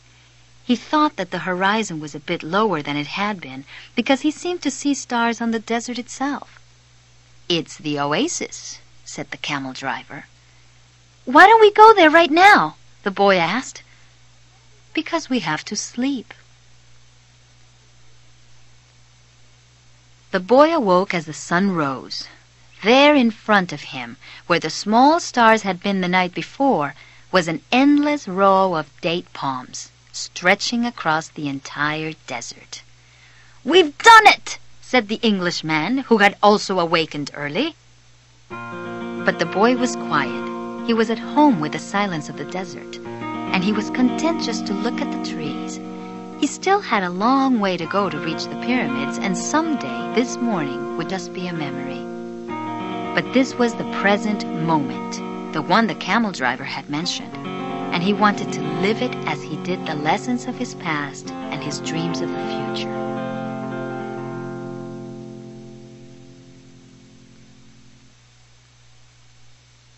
The times rush past, and so do the caravans, thought the alchemist as he watched the hundreds of people and animals arriving at the oasis.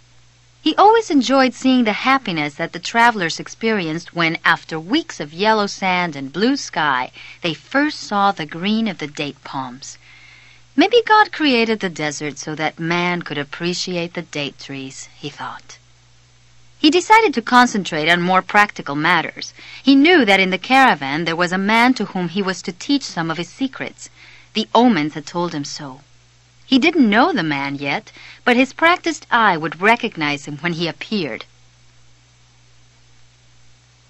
The boy couldn't believe what he was seeing. The oasis, rather than being just a well surrounded by a few palm trees, as he had seen once in a geography book, was much larger than many towns back in Spain. There were 300 wells, 50,000 date trees, and innumerable colored tents spread among them. They were surrounded by children, curious to look at the animals and people that were arriving.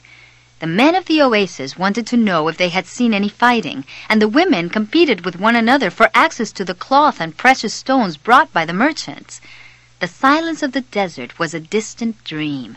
The travelers in the caravan were talking incessantly, laughing and shouting as if they had emerged from the spiritual world and found themselves once again in the world of people. They had been taking careful precautions in the desert, but the camel driver explained to the boy that oases were always considered to be neutral territories because the majority of the inhabitants were women and children. There were oases throughout the desert, but the tribesmen fought in the desert, leaving the oases as places of refuge. With some difficulty, the leader of the caravan brought all his people together and gave them his instructions. The group was to remain there at the oasis until the conflict between the tribes was over. Since they were visitors, they would have to share living space with those who lived there and would be given the best accommodations. That was the law of hospitality. Then he asked that everyone, including his own sentinels, hand over their arms to the men appointed by the tribal chieftains. "Those are the rules of war," the leader explained. "The oases may not shelter armies or troops." That first day, everyone slept from exhaustion, including the Englishman. The boy was assigned a place far from his friend in a tent with 5 other young men of about his age. They were people of the desert and clamored to hear his stories about the great cities. The next day, the Englishman came into the tent. "I need you to help me find out where the alchemist lives." First, they tried to find him on their own. An alchemist would probably live in a manner that was different from that of the rest of the people at the oasis, and it was likely that in his tent an oven was continuously burning. They searched everywhere and found that the oasis was much larger than they could have imagined. There were hundreds of tents. The boy approached a woman who had come to the well to fill a goatskin with water. "Good afternoon, ma'am. I'm trying to find out where the alchemist lives here at the oasis." The woman said that she had never heard of such a person and hurried away. But before she fled, she advised the boy that he had better not try to converse with women who were dressed in black, because they were married women. He should respect tradition. After a while, a young woman approached who was not dressed in black. She had a vessel on her shoulder and her head was covered by a veil, but her face was uncovered. The boy approached her to ask about the alchemist. At that moment, it seemed to him that time stood still and the soul of the world surged within him. When he looked into her dark eyes and saw that her lips were poised between a laugh and silence, he learned the most important part of the language that all the world spoke, the language that everyone on earth was capable of understanding in their heart. It was love, something older than humanity, more ancient than the desert, something that exerted the same force whenever 2 pairs of eyes met as had theirs here at the well. She smiled, and that was certainly an omen, the omen he had been awaiting, without even knowing he was, for all his life. What the boy felt at that moment was that he was in the presence of the only woman in his life, and that with no need for words, she recognized the same thing. He was more certain of it than of anything in the world. He had been told by his parents and grandparents that he must fall in love and really know a person before becoming committed. But maybe people who felt that way had never learned the universal language, because when you know that language, it's easy to understand that someone in the world awaits you, whether it's in the middle of the desert or in some great city. And when 2 such people encounter each other and their eyes meet, the past and the future become unimportant. There is only that moment and the incredible certainty that everything under the sun has been written by one hand only. Maktuba, thought the boy. The Englishman shook the boy. "Come on, ask her." The boy stepped closer to the girl, and when she smiled, he did the same. "What's your name?" he asked.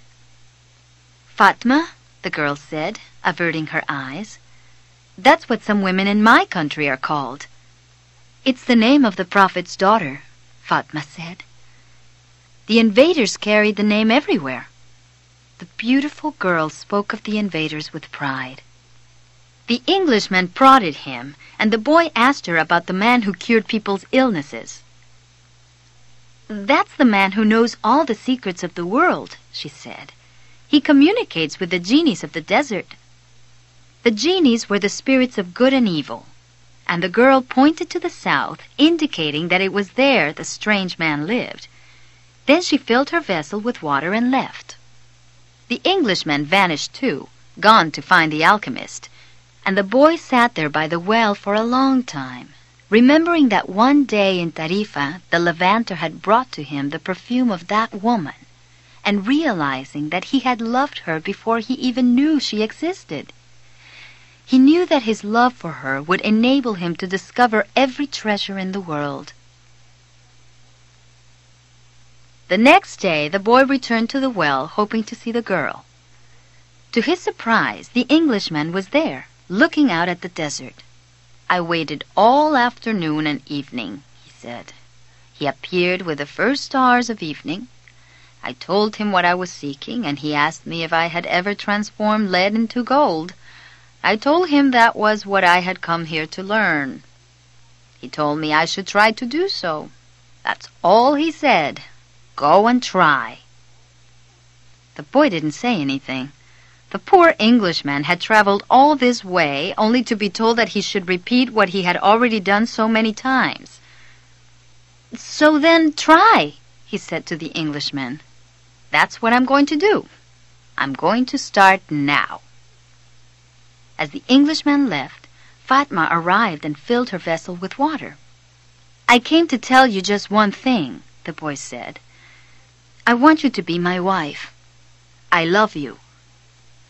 The girl dropped the container and the water spilled. "I'm going to wait here for you every day. I have crossed the desert in search of a treasure that is somewhere near the pyramids, and for me the war seemed a curse. But now it's a blessing, because it brought me to you." "The war is going to end someday," the girl said. The boy looked around him at the date palms.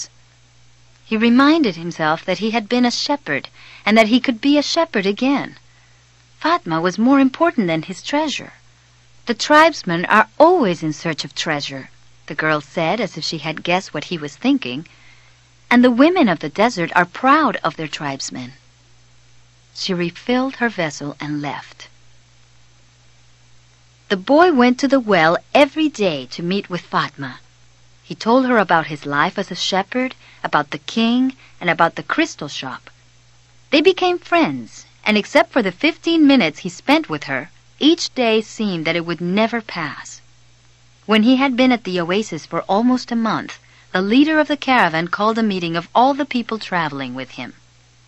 "We don't know when the war will end, so we can't continue our journey," he said. "The battles may last for a long time, perhaps even years. There are powerful forces on both sides, and the war is important to both armies. It's not a battle of good against evil. It's a war between forces that are fighting for the balance of power, and when that type of battle begins, it lasts longer than others because Allah is on both sides." The people went back to where they were living, and the boy went to meet with Fatma that afternoon. He told her about the morning's meeting. "The day after we met," Fatma said, "you told me that you loved me. Then you taught me something of the universal language and the soul of the world. Because of that, I have become a part of you." The boy listened to the sound of her voice and thought it to be more beautiful than the sound of the wind in the date palms. "I have been waiting for you here at this oasis for a long time. I have forgotten about my past, about my traditions, and the way in which men of the desert expect women to behave. Ever since I was a child, I have dreamed that the desert would bring me a wonderful present. Now my present has arrived, and it's you." The boy wanted to take her hand, but Fatma's hands held to the handles of her jug. "You have told me about your dreams, about the old king and your treasure, and you told me about omens.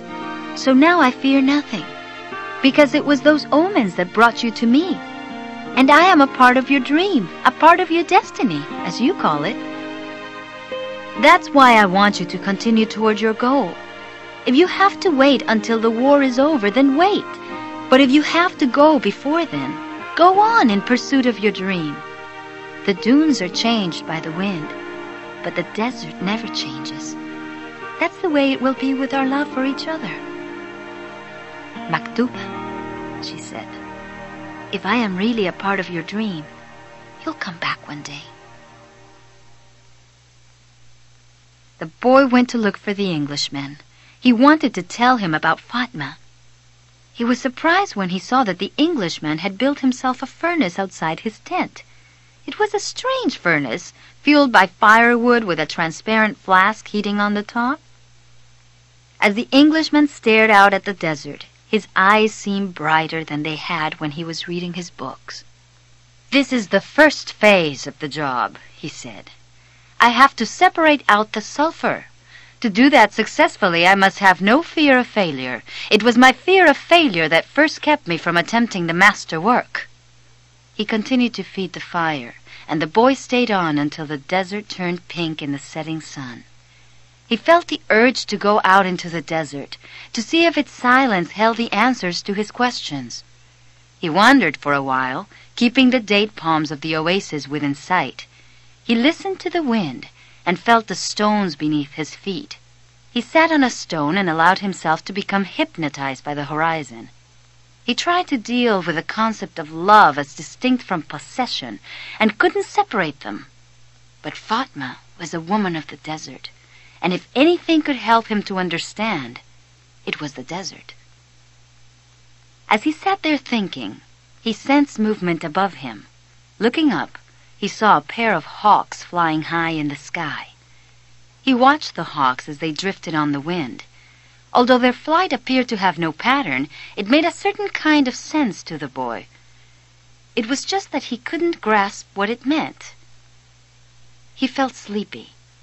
In his heart he wanted to remain awake, but he also wanted to sleep. "I'm learning the language of the world, and everything in the world is beginning to make sense to me. Even the flight of the hawks," he said to himself. And in that mood he was grateful to be in love. When you are in love, things make even more sense, he thought. Suddenly, one of the hawks made a flashing dive through the sky, attacking the other. As it did so, a sudden, fleeting image came to the boy. An army, with its swords at the ready, riding into the oasis. The vision vanished immediately, but it had shaken him. He had heard people speak of mirages, and he had already seen some himself. They were desires that, because of their intensity, materialized over the sands of the desert. But he certainly didn't desire that an army invade the oasis. He wanted to forget about the vision and return to his meditation. He tried again to concentrate on the pink shades of the desert and its stones. But there was something in his heart that wouldn't allow him to do so. "Always heed the omens," the old king had said. The boy recalled what he had seen in the vision and sensed that it was actually going to occur. He rose and made his way back toward the palm trees. Once again, he perceived the many languages in the things about him. This time, the desert was safe, and it was the oasis that had become dangerous. The camel driver was seated at the base of a palm tree, observing the sunset. He saw the boy appear from the other side of the dunes. "An army is coming," the boy said. "I had a vision." "The desert fills men's hearts with visions," the camel driver said. But the boy told him about the hawks, that he had been watching their flight and had suddenly felt himself to have plunged to the soul of the world. The camel driver understood what the boy was saying. He knew that any given thing on the face of the earth could reveal the history of all things. One could open a book to any page or look at a person's hand. One could turn a card or watch the flight of the birds.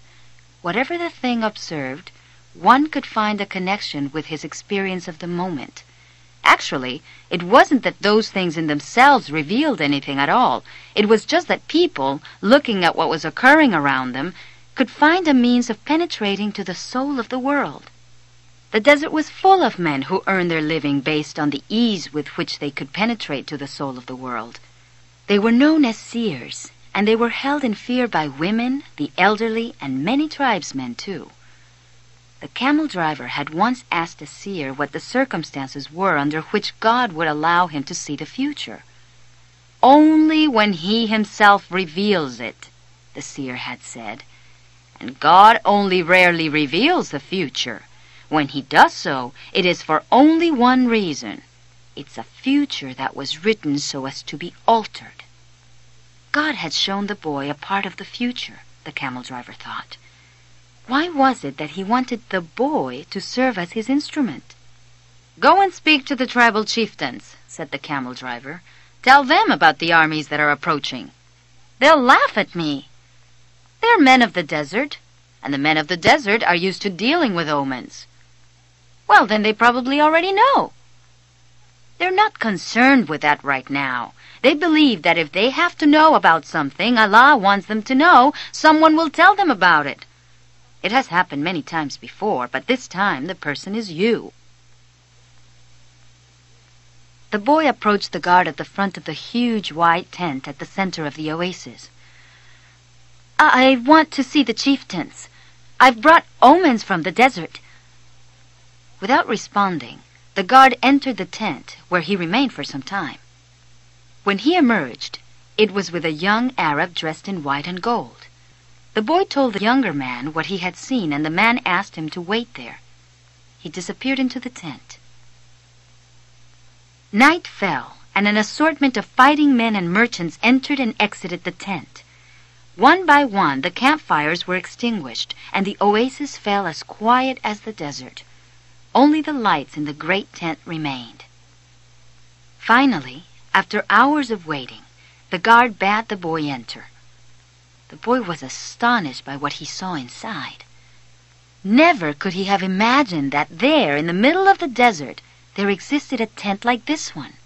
The ground was covered with the most beautiful carpets he had ever walked upon, and from the top of the structure hung lamps of hand-wrought gold, each with a lighted candle. The tribal chieftains were seated at the back of the tent in a semicircle, resting upon richly embroidered silk cushions. Servants came and went with silver trays laden with spices and tea. Other servants maintained the fires in the hookahs. The atmosphere was suffused with a sweet scent of smoke. There were 8 chieftains, but the boy could see immediately which of them was the most important. An Arab dressed in white and gold, seated at the center of the semicircle. At his side was the young Arab the boy had spoken with earlier. "Who is this stranger who speaks of omens?" asked one of the chieftains, eyeing the boy.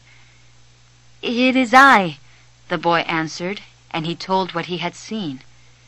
"Why would the desert reveal such things to a stranger when it knows that we have been here for generations?" said another of the chieftains. "Because my eyes are not yet accustomed to the desert," the boy said. "I can see things that eyes habituated to the desert might not see. And also because I know about the soul of the world," he thought to himself. "The oasis is neutral ground. No one attacks an oasis," said a third chieftain. "I can only tell you what I saw. If you don't want to believe me, you don't have to do anything about it." The men fell into an animated discussion. They spoke in an Arabic dialect that the boy didn't understand. A few minutes later, when the discussion was over, the elder at the center turned to the boy and said, "We always observe the tradition. The tradition teaches men how to cross the desert and how their children should marry. The tradition says that an oasis is neutral territory because both sides have oases and so both are vulnerable." No one said a word as the old man continued. "But the tradition also says that we should believe the messages of the desert. Everything we know was taught to us by the desert." The old man gave a signal and everyone stood. The meeting was over. The hookahs were extinguished and the guards stood at attention. The boy made ready to leave, but the old man spoke again. "Tomorrow we are going to break the agreement that says that no one at the oasis may carry arms. Throughout the entire day we will be on the lookout for our enemies. When the sun sets, the men will once again surrender their arms to me. For every 10 dead men among our enemies, you will receive a piece of gold. But arms cannot be drawn unless they also go into battle. Arms are as capricious as the desert, and if they are not used, the next time they might not function. If at least one of them hasn't been used by the end of the day tomorrow, one will be used on you." Returning to his tent, walking along in the silence, the boy had no regrets. If he died tomorrow, it would be because God was not willing to change the future. He would at least have died after crossing the strait, after having worked in a crystal shop, and after having known the silence of the desert and Fatma's eyes. Suddenly he heard a thundering sound, and he was thrown to the ground by a wind such as he had never known.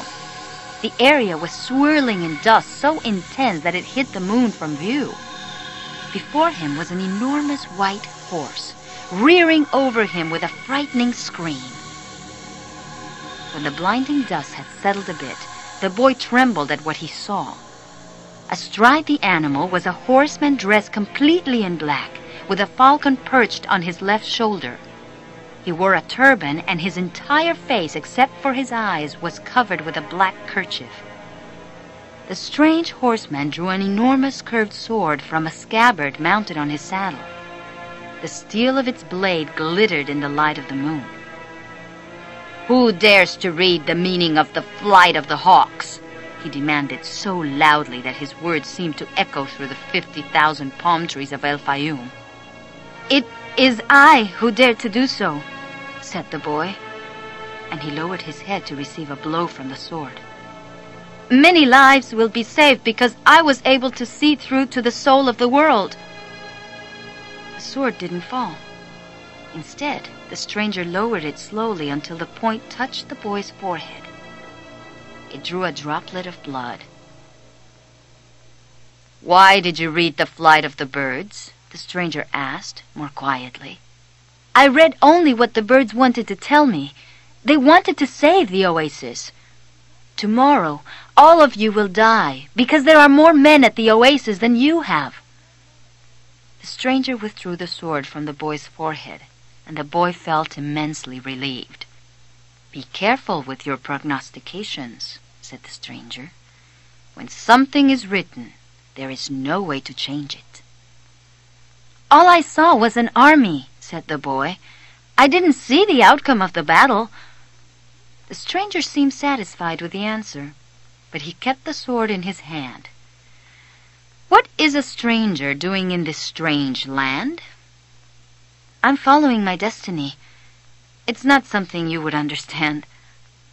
The stranger placed his sword in its scabbard, and the boy relaxed. "I had to test your courage," the stranger said.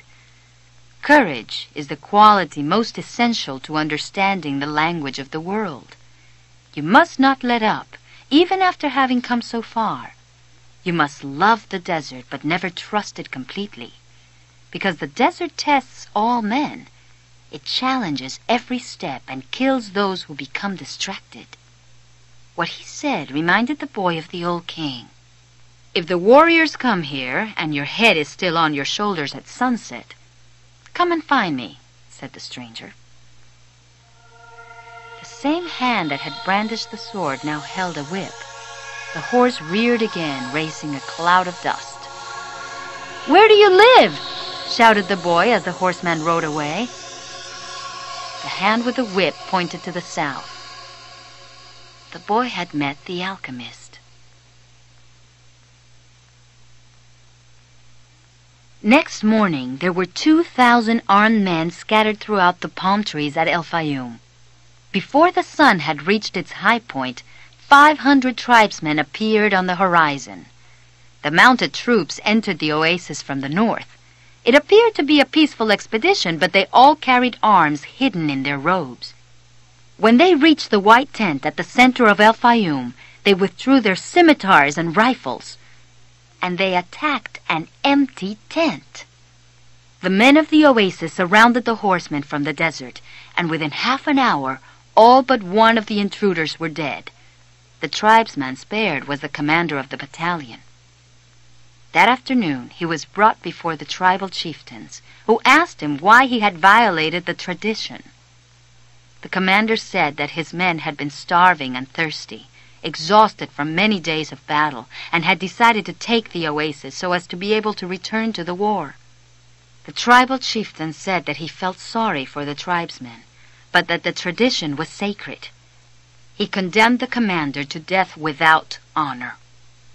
Rather than being killed by a blade or a bullet, He was hanged from a dead palm tree where his body twisted in the desert wind. The tribal chieftain called for the boy and presented him with 50 pieces of gold. He asked the boy to become the counselor of the oasis. When the sun had set and the first stars made their appearance, the boy started to walk to the south. He eventually sighted a single tent, and a group of Arabs passing by told the boy that it was a place inhabited by genies. But the boy sat down and waited. Not until the moon was high did the alchemist ride into view. Dismounting from his horse, he signaled that the boy should enter the tent with him. It was a tent like many at the oasis. The boy looked around for the ovens and other apparatus used in alchemy, but saw none. There were only some books in a pile, a small cooking stove, and carpets covered with mysterious designs. "Why did you want to see me?" the boy asked. "Because of the omens," the alchemist answered. "The wind told me you would be coming, and that you would need help." "It's not I the wind spoke about. It's the other foreigner, the Englishman. He's the one that's looking for you. He has other things to do first, but he's on the right track. He has begun to try to understand the desert." "And what about me?" "When a person really desires something, all the universe conspires to help that person to realize his dream," said the alchemist, echoing the words of the old king. "So, are you going to instruct me?" "No. You already know all you need to know. I'm only going to point you in the direction of your treasure." "But I have already found my treasure. I have a camel, I have my money from the crystal shop, and I have 50 gold pieces. In my own country I would be a rich man." "But none of that is from the pyramids," said the alchemist. "I also have Fatma. She's a treasure greater than anything else I have won. She wasn't found at the pyramids either. Tomorrow, sell your camel and buy a horse. Camels are traitorous. They walk thousands of paces and never seem to tire. Then suddenly they kneel and die. But horses tire bit by bit. You always know how much you can ask of them and when it is that they are about to die." The following night, the boy appeared at the alchemist's tent with a horse. The alchemist was ready, and he mounted his own steed and placed his falcon on his left shoulder. He said to the boy, "Show me where there is life out in the desert. Only those who can see such signs of life are able to find treasure." They began to ride out over the sands, with the moon lighting the way. They reached the rocky place where the boy had seen the hawks in the sky, but now there was only silence and wind. "I don't know how to find life in the desert," the boy said. "I know that there is life here, but I don't know where to look." "Life attracts life," the alchemist answered. And then the boy understood. He loosened the reins on his horse, who galloped forward over the rocks and sand. The alchemist followed as the boy's horse ran for almost half an hour. Suddenly, for no apparent reason, the boy's horse began to slow.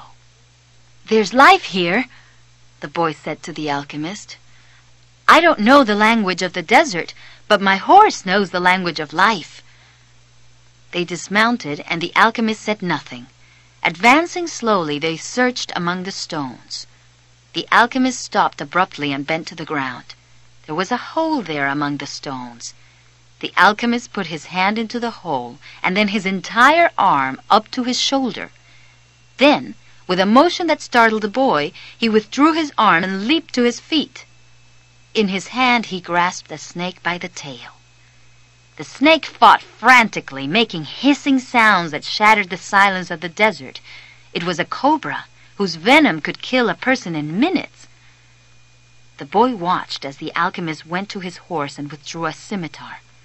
With its blade, he drew a circle in the sand, and then he placed the snake within it. The serpent relaxed immediately. "He won't leave the circle," said the alchemist. "You found life in the desert, the omen that I needed." "Why was that so important?" Because the pyramids are surrounded by the desert. I'm going to guide you across the desert myself. I want to stay at the oasis, the boy said. I found Fatma, and as far as I'm concerned, she's worth more than treasure. Fatma is a woman of the desert, said the alchemist. She knows that men have to go away in order to return, and she already has her treasure. It's you. Now she expects that you will find what it is you're looking for. Well, what if I decide to stay? Let me tell you what will happen. You'll be the counselor of the oasis. You have enough gold to buy many sheep and many camels. You'll marry Fatma, and you'll both be happy for a year. Sometime during the second year, you'll remember about the treasure. The omens will begin insistently to speak of it, and you'll try to ignore them. During the third year, the omens will continue to speak of your treasure and your destiny. You'll walk around night after night at the oasis, and Fatma will be unhappy because she'll feel it was she who interrupted your quest. Sometime during the fourth year, the omens will abandon you because you've stopped listening to them. The tribal chieftains will see that, and you'll be dismissed from your position as counselor. But by then, you'll be a rich merchant with many camels and a great deal of merchandise. You'll spend the rest of your days knowing that you didn't pursue your destiny and that now it's too late. You must understand that love never keeps a man from pursuing his destiny. If he abandons that pursuit, it's because it wasn't true love, the love that speaks the language of the world. The alchemist erased the circle in the sand, and the snake slithered away among the rocks. I'm going with you, the boy said, and he immediately felt peace in his heart. The boy spent a sleepless night. 2 hours before dawn, he awoke one of the boys who slept in his tent and asked him to show him where Fatma lived. They went to her tent, and the boy gave his friend enough gold to buy a sheep. Then he asked his friend to go into the tent where Fatma was sleeping and to awaken her and tell her that he was waiting outside. The young Arab did as he was asked and was given enough gold to buy yet another sheep. Now leave us alone, said the boy to the young Arab. Fatma appeared at the entrance to the tent. The two walked out among the palms. The boy knew that it was a violation of the tradition, but that didn't matter to him now. I'm going away, he said, and I want you to know that I'm coming back. I love you because... Don't say anything, Fatma interrupted. One is loved because one is loved. No reason is needed for loving. But the boy continued. I had a dream and I met with a king. I sold crystal and crossed the desert. And because the tribes declared war, I sought the alchemist. So I love you because the entire universe conspired to help me find you. The two embraced. It was the first time either had touched the other. I'll be back, the boy said. Before this, I always looked to the desert with longing, said Fatma. Now it will be with hope. My father went away one day, but he returned to my mother, and he has always come back since then. They said nothing else. They walked a bit farther among the palms, and then the boy left her at the entrance to her tent. I'll return, just as your father came back to your mother, he said. He saw that Fatma's eyes were filled with tears. You're crying. I'm a woman of the desert, she said, averting her face. But above all, I'm a woman. From that day on, Fatma would look to the desert every day and would try to guess which star the boy was following in search of his treasure. She would have to send her kisses on the wind, hoping that the wind would touch the boy's face and would tell him that she was alive, that she was waiting for him. A woman awaiting a courageous man in search of his treasure.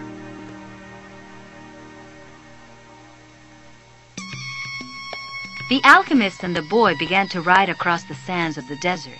The alchemist rode in front with the falcon on his shoulder. The bird knew the language of the desert well, and whenever they stopped, he flew off in search of game. On the first day, he returned with a rabbit, and on the second with 2 birds. At night, they spread their sleeping gear and kept their fires hidden.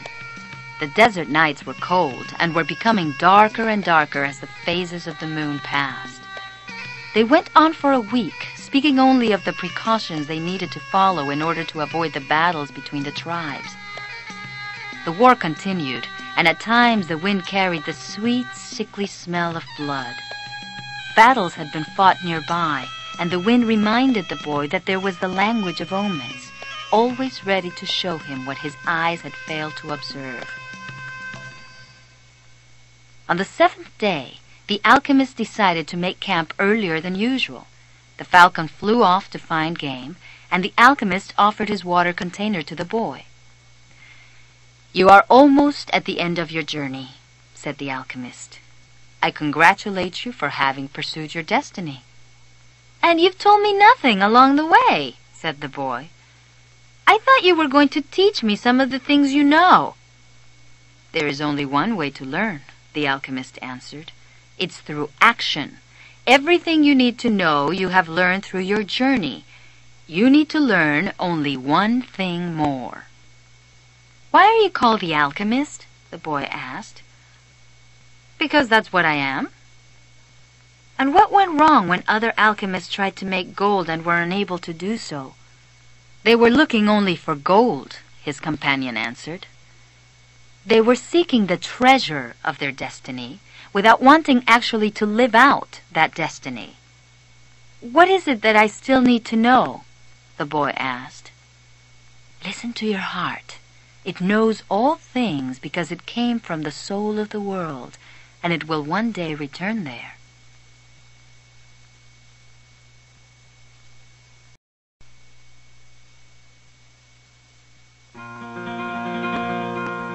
Crossed the desert for another 2 days in silence.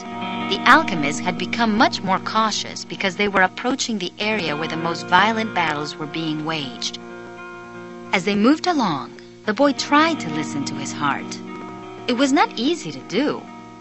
In earlier times, his heart had always been ready to tell its story, but lately that wasn't true. There had been times when his heart spent hours telling of its sadness, and at other times it became so emotional over the desert sunrise that the boy had to hide his tears. His heart beat fastest when it spoke to the boy of treasure, and more slowly when the boy stared entranced at the endless horizons of the desert. But his heart was never quiet, even when the boy and the alchemist had fallen into silence. "Why do we have to listen to our hearts?" the boy asked when they had made camp that day. "Because wherever your heart is, that is where you'll find your treasure." "But my heart is agitated," the boy said. "It has its dreams, it gets emotional, and it becomes passionate over a woman of the desert. It asks things of me, and it keeps me from sleeping many nights when I'm thinking about her." "Well, that's good. Your heart is alive. Keep listening to what it has to say." During the next 3 days, the 2 travelers passed by a number of armed tribesmen and saw others on the horizon. The boy's heart began to speak of fear. It told him stories it had heard from the soul of the world, stories of men who sought to find their treasure and never succeeded. Sometimes it frightened the boy with the idea that he might not find his treasure, or that he might die there in the desert. At other times, it told the boy that it was satisfied. It had found love and riches. "My heart is a traitor," the boy said to the alchemist when they had paused to rest the horses. "It doesn't want me to go on." "That makes sense," the alchemist answered. "Naturally, it's afraid that in pursuing your dream you might lose everything you've won." "Well, then why should I listen to my heart?" "Because you will never again be able to keep it quiet. Even if you pretend not to have heard what it tells you, it will always be there inside you, repeating to you what you're thinking about life and about the world." The boy continued to listen to his heart as they crossed the desert. He came to understand its dodges and tricks, and to accept it as it was. He lost his fear and forgot about his need to go back to the oasis, because one afternoon his heart told him that it was happy. "Even though I complain sometimes," it said, "it's because I'm the heart of a person, And people's hearts are that way. People are afraid to pursue their most important dreams because they feel that they don't deserve them or that they'll be unable to achieve them. We, their hearts, become fearful just thinking of loved ones who go away forever, or of moments that could have been good but weren't, or of treasures that might have been found but were forever hidden in the sands. Because when these things happen, we suffer terribly. "My heart is afraid that it will have to suffer," the boy told the alchemist one night as they looked up at the moonless sky. "Tell your heart that the fear of suffering is worse than the suffering itself, and that no heart has ever suffered when it goes in search of its dreams, because every second of the search is a second's encounter with God and with eternity." Every second of the search is an encounter with God, the boy told his heart. When I have been truly searching for my treasure, every day has been luminous, because I've known that every hour was part of the dream that I should find it. When I have been truly searching for my treasure, I've discovered things along the way that I never would have seen had I not had the courage to try things that seemed impossible for a shepherd to achieve. So his heart was quiet for an entire afternoon. That night, the boy slept deeply, and when he awoke, his heart began to tell him things that came from the soul of the world. It said that all people who were happy have God within them, and that happiness could be found in a grain of sand from the desert, because a grain of sand is a moment of creation, and the universe has taken millions of years to create it. Everyone on earth has a treasure that awaits him, his heart said. We, the people's hearts, seldom say much about those treasures, because people no longer want to go in search of them. We speak of them only to children. Later, we simply let life proceed in its own direction, toward its own fate. But unfortunately, very few follow the path laid out for them, the path to their destinies and to happiness. Most people see the world as a threatening place, and because they do, the world turns out indeed to be a threatening place. So we, their hearts, speak more and more softly. We never stop speaking out, but we begin to hope that our words won't be heard. We don't want people to suffer because they don't follow their hearts. "Why don't people's hearts tell them to continue to follow their dreams?" the boy asked the alchemist. "Because that's what makes a heart suffer most, and hearts don't like to suffer." From then on, the boy understood his heart. He asked it, please, never to stop speaking to him. He asked that when he wandered far from his dreams, his heart press him and sound the alarm. The boy swore that every time he heard the alarm, he would heed its message. That night, he told all of this to the alchemist, and the alchemist understood that the boy's heart had returned to the soul of the world. "So what should I do now?" the boy asked. "Continue in the direction of the pyramids," said the alchemist, "and continue to pay heed to the omens. Your heart is still capable of showing you where the treasure is." "Is that the one thing I still needed to know?" "No," the alchemist answered. "What you still need to know is this. Before a dream is realized, the soul of the world tests everything that was learned along the way. It does this not because it is evil, but so that we can, in addition to realizing our dreams, master the lessons we've learned as we've moved toward that dream. That's the point at which most people give up. It's the point at which, as we say in the language of the desert, one dies of thirst just when the palm trees have appeared on the horizon. Every search begins with beginner's luck, and every search ends with the victors being severely tested. The boy remembered an old proverb from his country. It said that the darkest hour of the night came just before the dawn. On the following day, the first clear sign of danger appeared.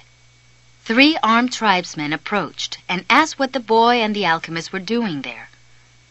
"I'm hunting with my falcon," the alchemist answered. "We're going to have to search you to see whether you're armed," one of the tribesmen said. The alchemist dismounted slowly. and the boy did the same. "Why are you carrying money?" asked the tribesman when he had searched the boy's bag. "I need it to get to the pyramids," the boy said.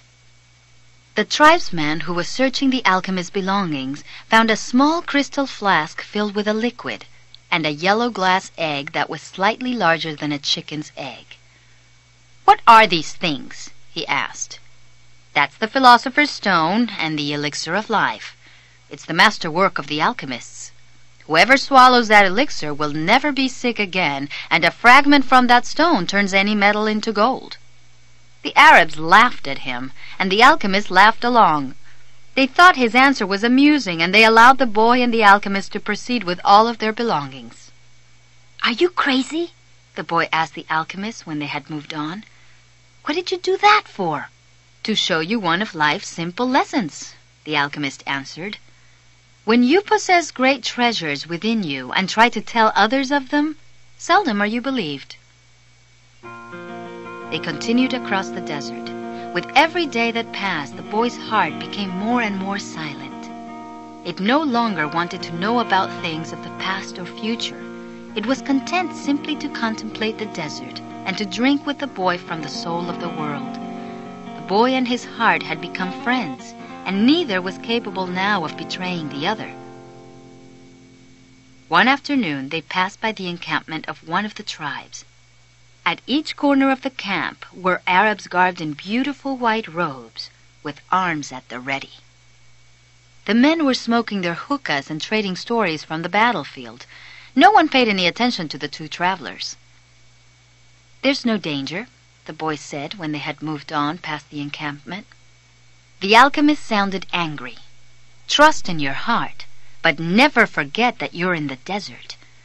When men are at war with one another, the soul of the world can hear the screams of battle. No one fails to suffer the consequences of everything under the sun." All things are one, the boy thought.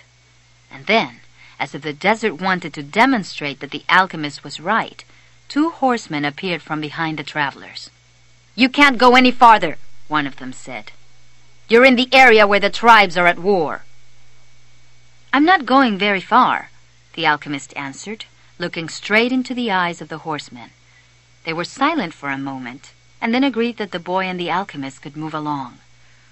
The boy watched the exchange with fascination. "You dominated those horsemen with the way you looked at them," he said.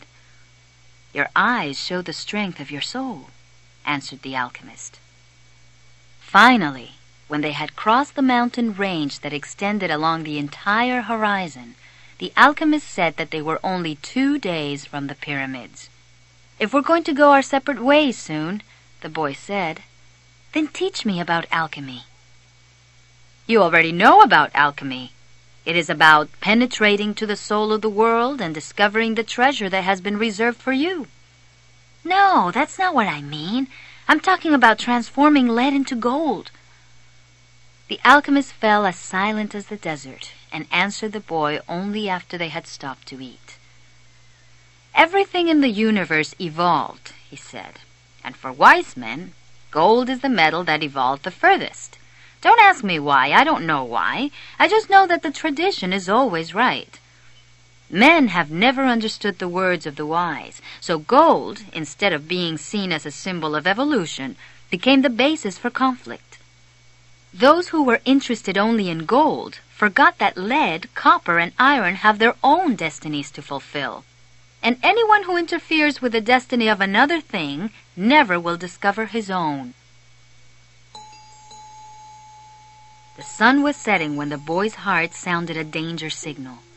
They were surrounded by gigantic dunes, and the boy looked at the alchemist to see whether he had sensed anything, but he appeared to be unaware of any danger.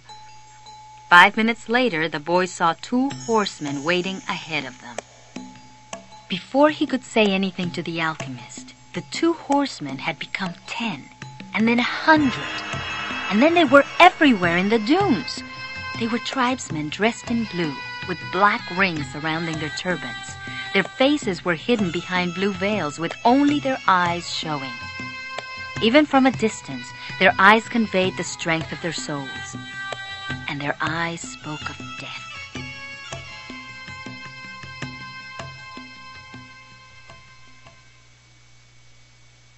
The two were taken to a nearby military camp. A soldier shoved the boy and the alchemist into a tent where the chief was holding a meeting with his staff. "These are the spies," said one of the men. "We're just travelers," the alchemist answered. "You were seen at the enemy camp 3 days ago, and you were talking with one of the troops there." "I'm just a man who wanders the desert and knows the stars," said the alchemist. "I have no information about troops or about the movement of the tribes. I was simply acting as a guide for my friend here." "Who is your friend?" the chief asked. "An alchemist," said the alchemist. "He understands the forces of nature, and he wants to show you his extraordinary powers." The boy listened quietly and fearfully. "What is a foreigner doing here?" asked another of the men. "He has brought money to give to your tribe," said the alchemist before the boy could say a word, and seizing the boy's bag, the alchemist gave the gold coins to the chief.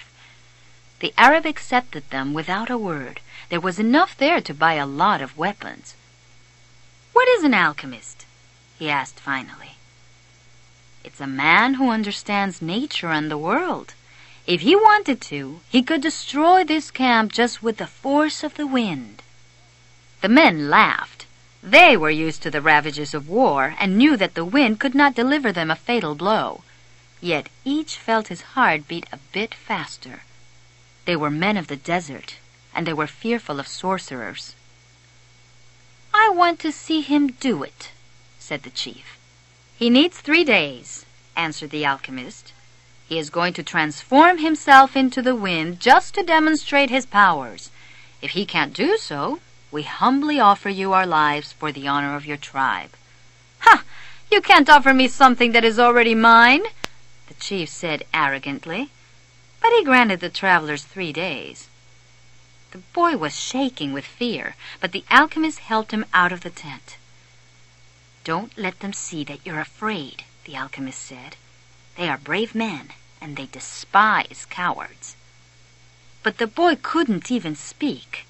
He was able to do so only after they had walked through the center of the camp. There was no need to imprison them. The Arabs simply confiscated their horses. So once again, the world had demonstrated its many languages. The desert only moments ago had been endless and free, and now it was an impenetrable wall. "You gave them everything I had," the boy said. "Everything I've saved in my entire life." "Well, what good would it be to you if you had to die?" the alchemist answered.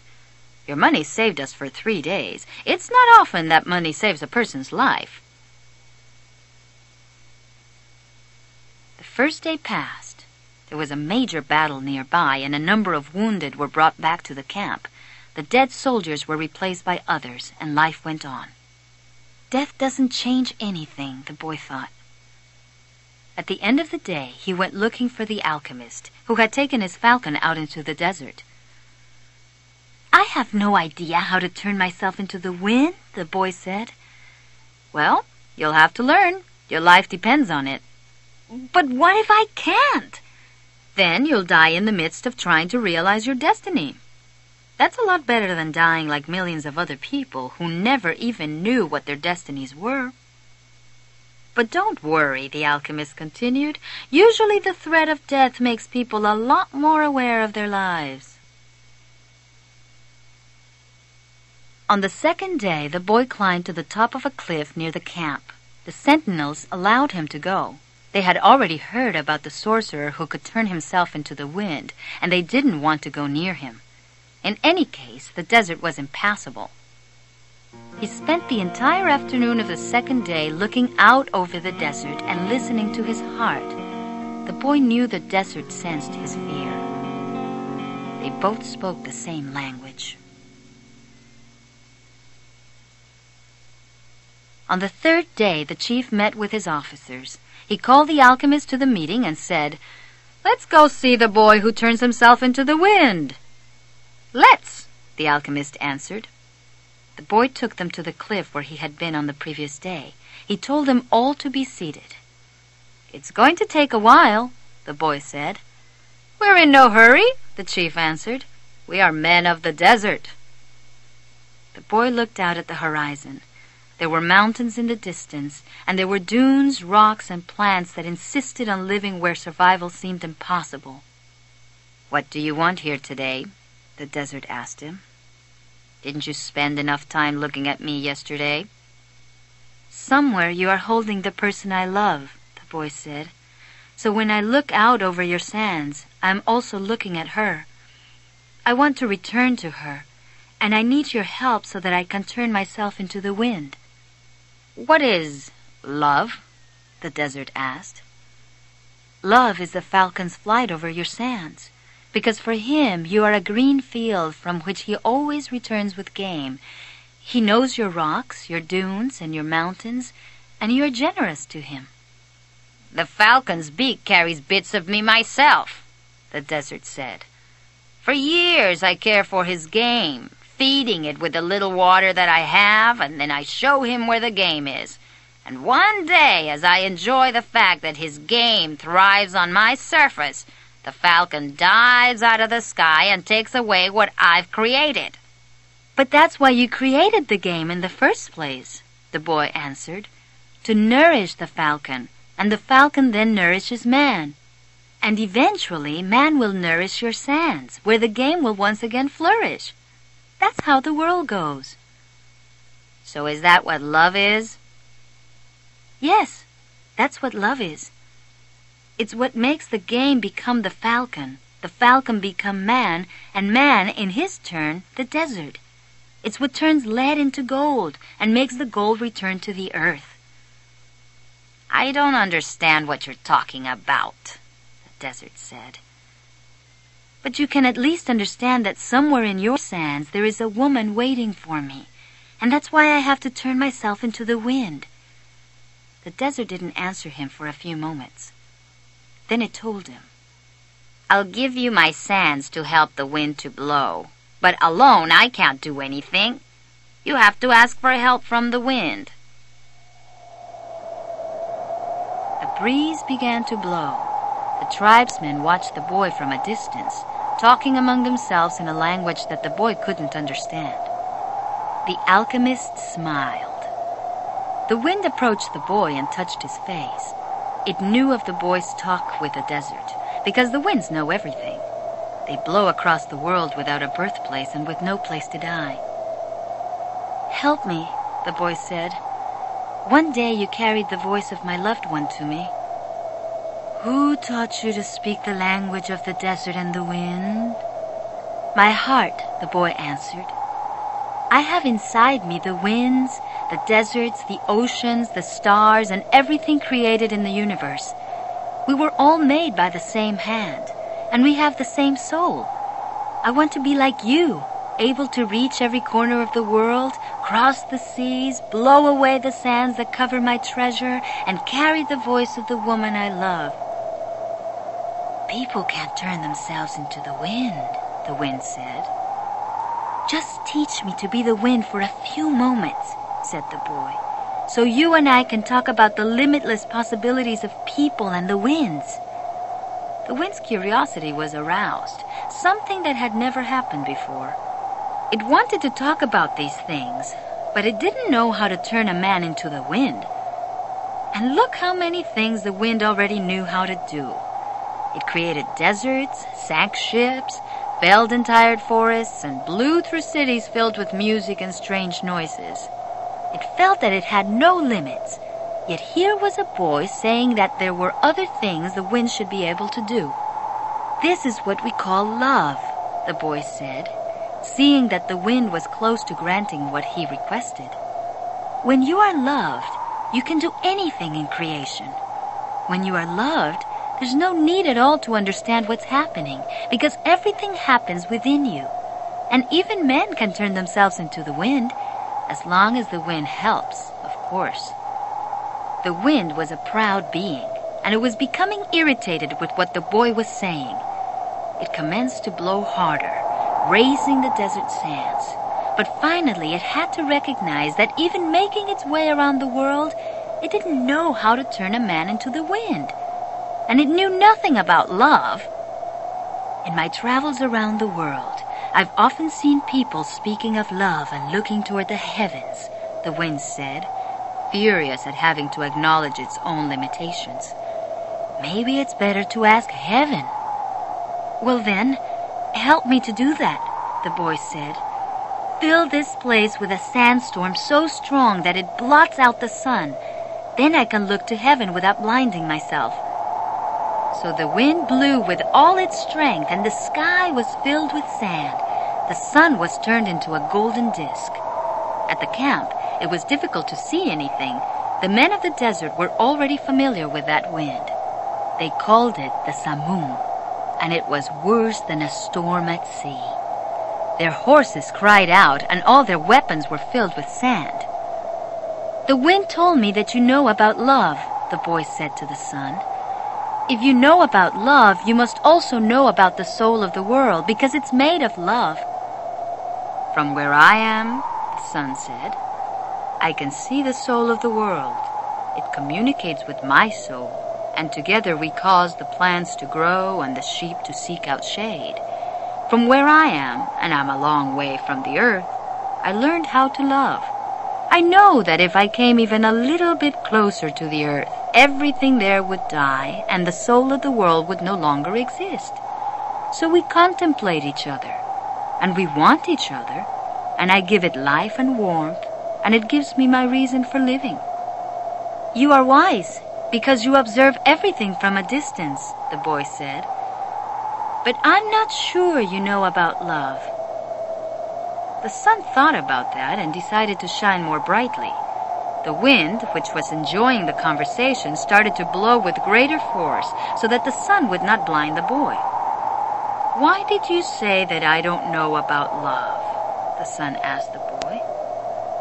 Because it's not love to be static like the desert, nor is it love to roam the world like the wind, and it's not love to see everything from a distance like you do.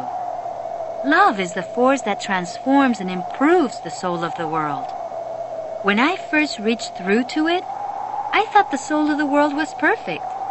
But later I could see that it was like other aspects of creation and had its own passions and wars.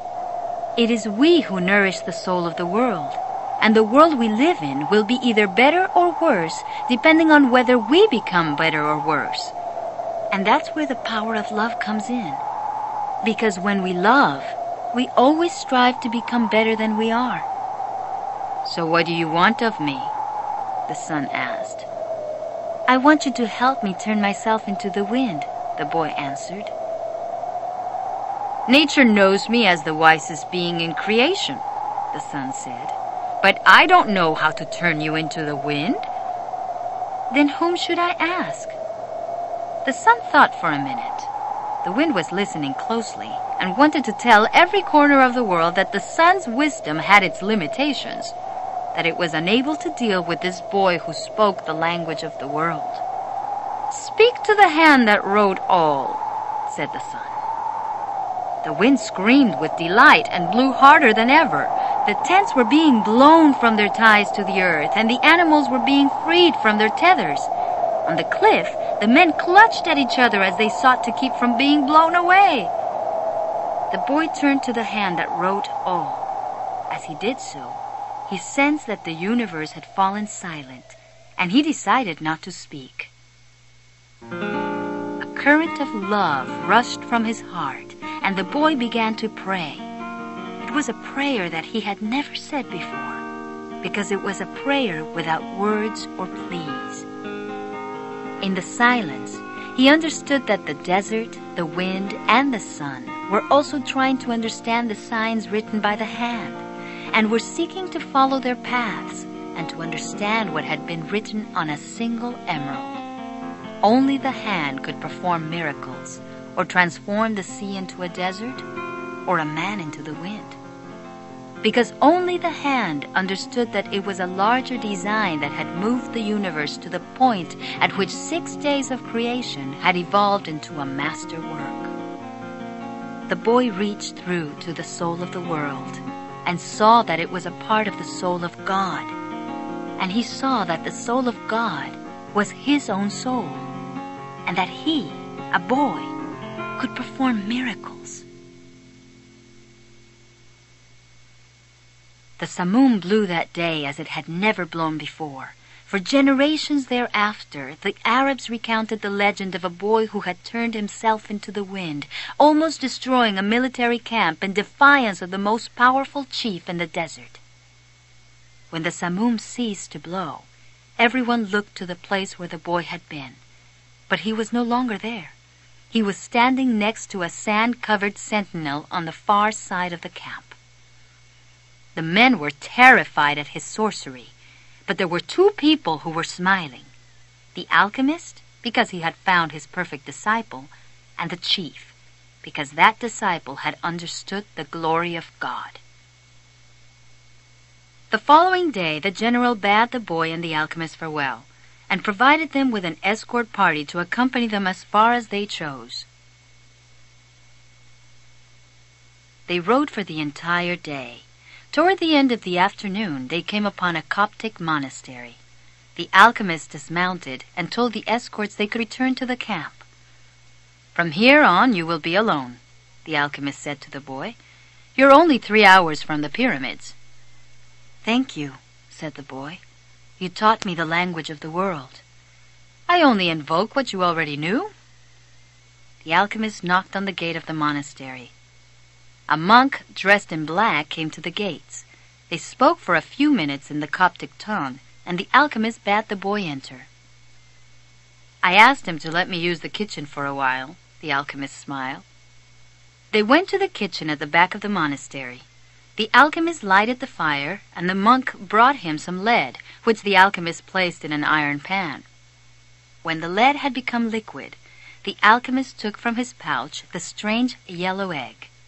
He scraped from it a sliver as thin as a hair, wrapped it in wax, and added it to the pan in which the lead had melted. The mixture took on a reddish color, almost the color of blood. The alchemist removed the pan from the fire and set it aside to cool. As he did so, he talked with the monk about the tribal wars. When the pan had cooled, the monk and the boy looked at it, dazzled. The lead had dried into the shape of the pan, but it was no longer lead. It was gold. "Will I learn to do that someday?" the boy asked. "This was my destiny, not yours," the alchemist answered. "But I wanted to show you that it was possible." They returned to the gates of the monastery. There the alchemist separated the disc into 4 parts. "This is for you," he said, holding one of the parts out to the monk. "It's for your generosity to us pilgrims." "But this payment goes well beyond my generosity," the monk responded. "Don't say that again. Life might be listening and give you less the next time." The alchemist turned to the boy. "This is for you, to make up for what you gave to the general." The boy was about to say that it was much more than he had given the general, but he kept quiet, because he had heard what the alchemist said to the monk. "And this is for me," said the alchemist, keeping one of the parts, "because I have to return to the desert, where there are tribal wars." He took the 4th part and handed it to the monk. "This is for the boy, if he ever needs it." "But I'm going in search of my treasure," the boy said. "I'm very close to it now." "And I'm certain you'll find it," the alchemist said. "Then why this?" "Because you have already lost your savings twice. Once to the thief and once to the general. I'm an old superstitious Arab, and I believe in our proverbs. There's one that says, everything that happens once can never happen again, but everything that happens twice will surely happen a 3rd time." They mounted their horses, now to ride in different directions. "Goodbye," the alchemist said. "Goodbye," said the boy. The boy rode along through the desert for several hours, listening avidly to what his heart had to say. It was his heart that would tell him where his treasure was hidden. "Where your treasure is, there also will be your heart," the alchemist had told him. But his heart was speaking of other things. With pride, it told the story of a shepherd who had left his flock to follow a dream he had on 2 different occasions. It told of destiny and of the many men who had wandered in search of distant lands or beautiful women, confronting the people of their times with their preconceived notions.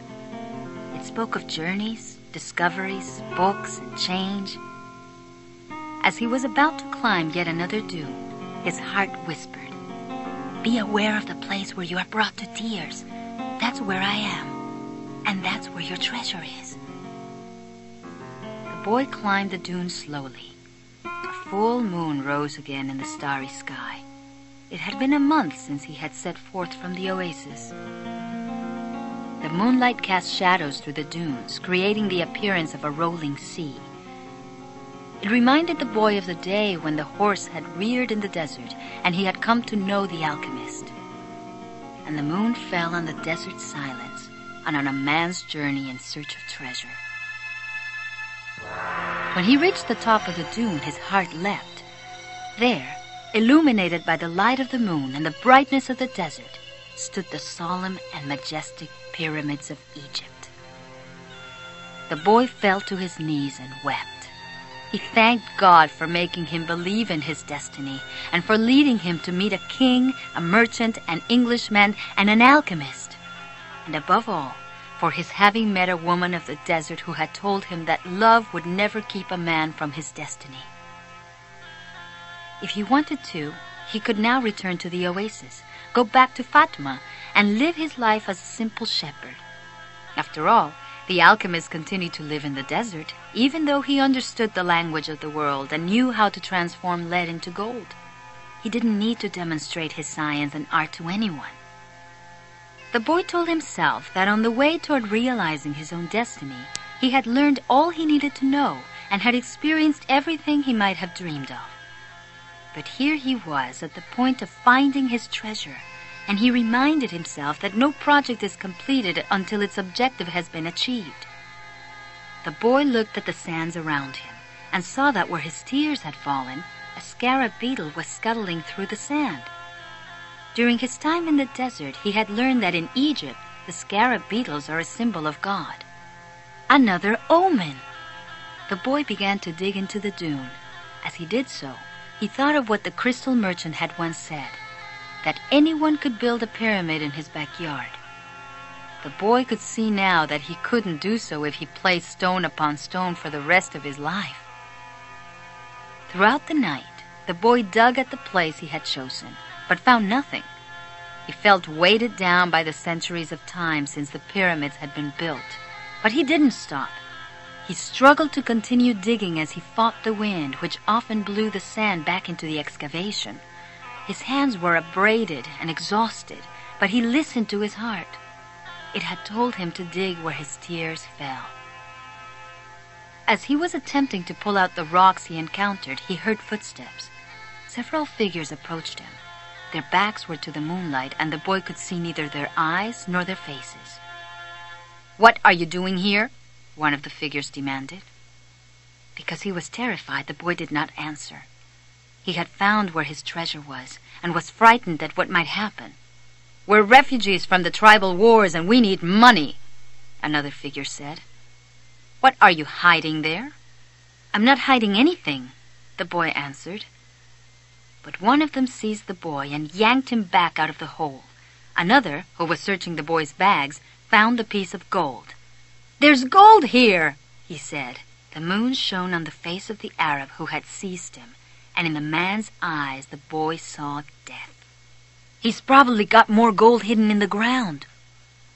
They made the boy continue digging, but he found nothing. As the sun rose, the men began to beat the boy. He was bruised and bleeding, his clothing was torn to shreds, and he felt that death was near. "What good is money to you if you're going to die? It's not often that money can save someone's life," the alchemist had said. Finally, the boy screamed at the men, "I'm digging for treasure!" And although his mouth was bleeding and swollen, he told his attackers that he had twice dreamed of a treasure hidden near the pyramids of Egypt. The man who had appeared to be the leader of the group spoke to one of the others. "Leave him. He doesn't have anything else. He must have stolen this gold." The boy fell to the sand, nearly unconscious. The leader shook him and said, "We're leaving." But before they left, he came back to the boy and said, "You're not going to die. You live, and you learn that a man shouldn't be so stupid. 2 years ago, right here on this spot, I had a recurrent dream too. I dreamed that I should travel to the fields of Spain and look for a ruined church where shepherds and their sheep slept. In my dream, there was a sycamore growing out of the ruins of the sacristy, and I was told that if I dug at the roots of the sycamore, I would find a hidden treasure. But I'm not so stupid as to cross an entire desert just because of a recurrent dream." And they disappeared. The boy stood up shakily and looked once more at the pyramids. They seemed to laugh at him, and he laughed back, his heart bursting with joy, because now he knew where his treasure was. The boy reached the small abandoned church just as night was falling. The sycamore was still there in the sacristy, and the stars could still be seen through the half-destroyed roof. He remembered the time he had been there with his sheep. It had been a peaceful night, except for the dream. Now he was here, not with his flock, but with a shovel. He sat looking at the sky for a long time.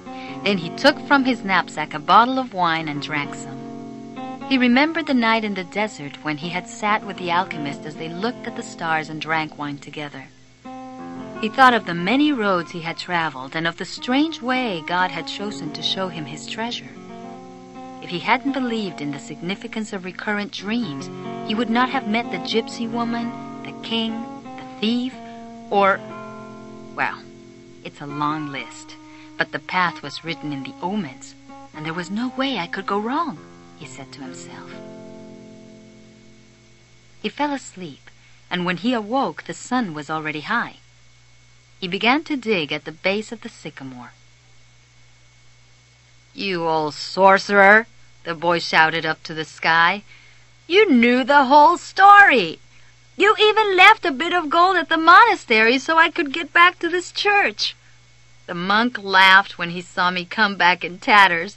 "Couldn't you have saved me from that?" "No," he heard a voice on the wind say. "If I had told you, you wouldn't have seen the pyramids. They're beautiful, aren't they?" The boy smiled and continued digging. Half an hour later, his shovel hit something solid. An hour later, he had before him a chest of Spanish gold coins. There were also precious stones, gold masks adorned with red and white feathers, and stone statues embedded with jewels, the spoils of a conquest that the country had long ago forgotten, and that some conquistador had failed to tell his children about. The boy took out Urim and Thummim from his bag. He had used the 2 stones only once, one morning when he was at a marketplace. His life and his path had always provided him with enough omens. He placed Urim and Thummim in the chest. They were also a part of his new treasure, because they were a reminder of the old king, whom he would never see again. It's true. Life really is generous to those who pursue their destiny, the boy thought. Then he remembered that he had to get to Tarifa so he could give 1/10 of his treasure to the gypsy woman as he had promised. Those gypsies are really smart, he thought. Maybe it was because they moved around so much. The wind began to blow again. It was the levanter, the wind that came from Africa. It didn't bring with it the smell of the desert, nor the threat of Moorish invasion.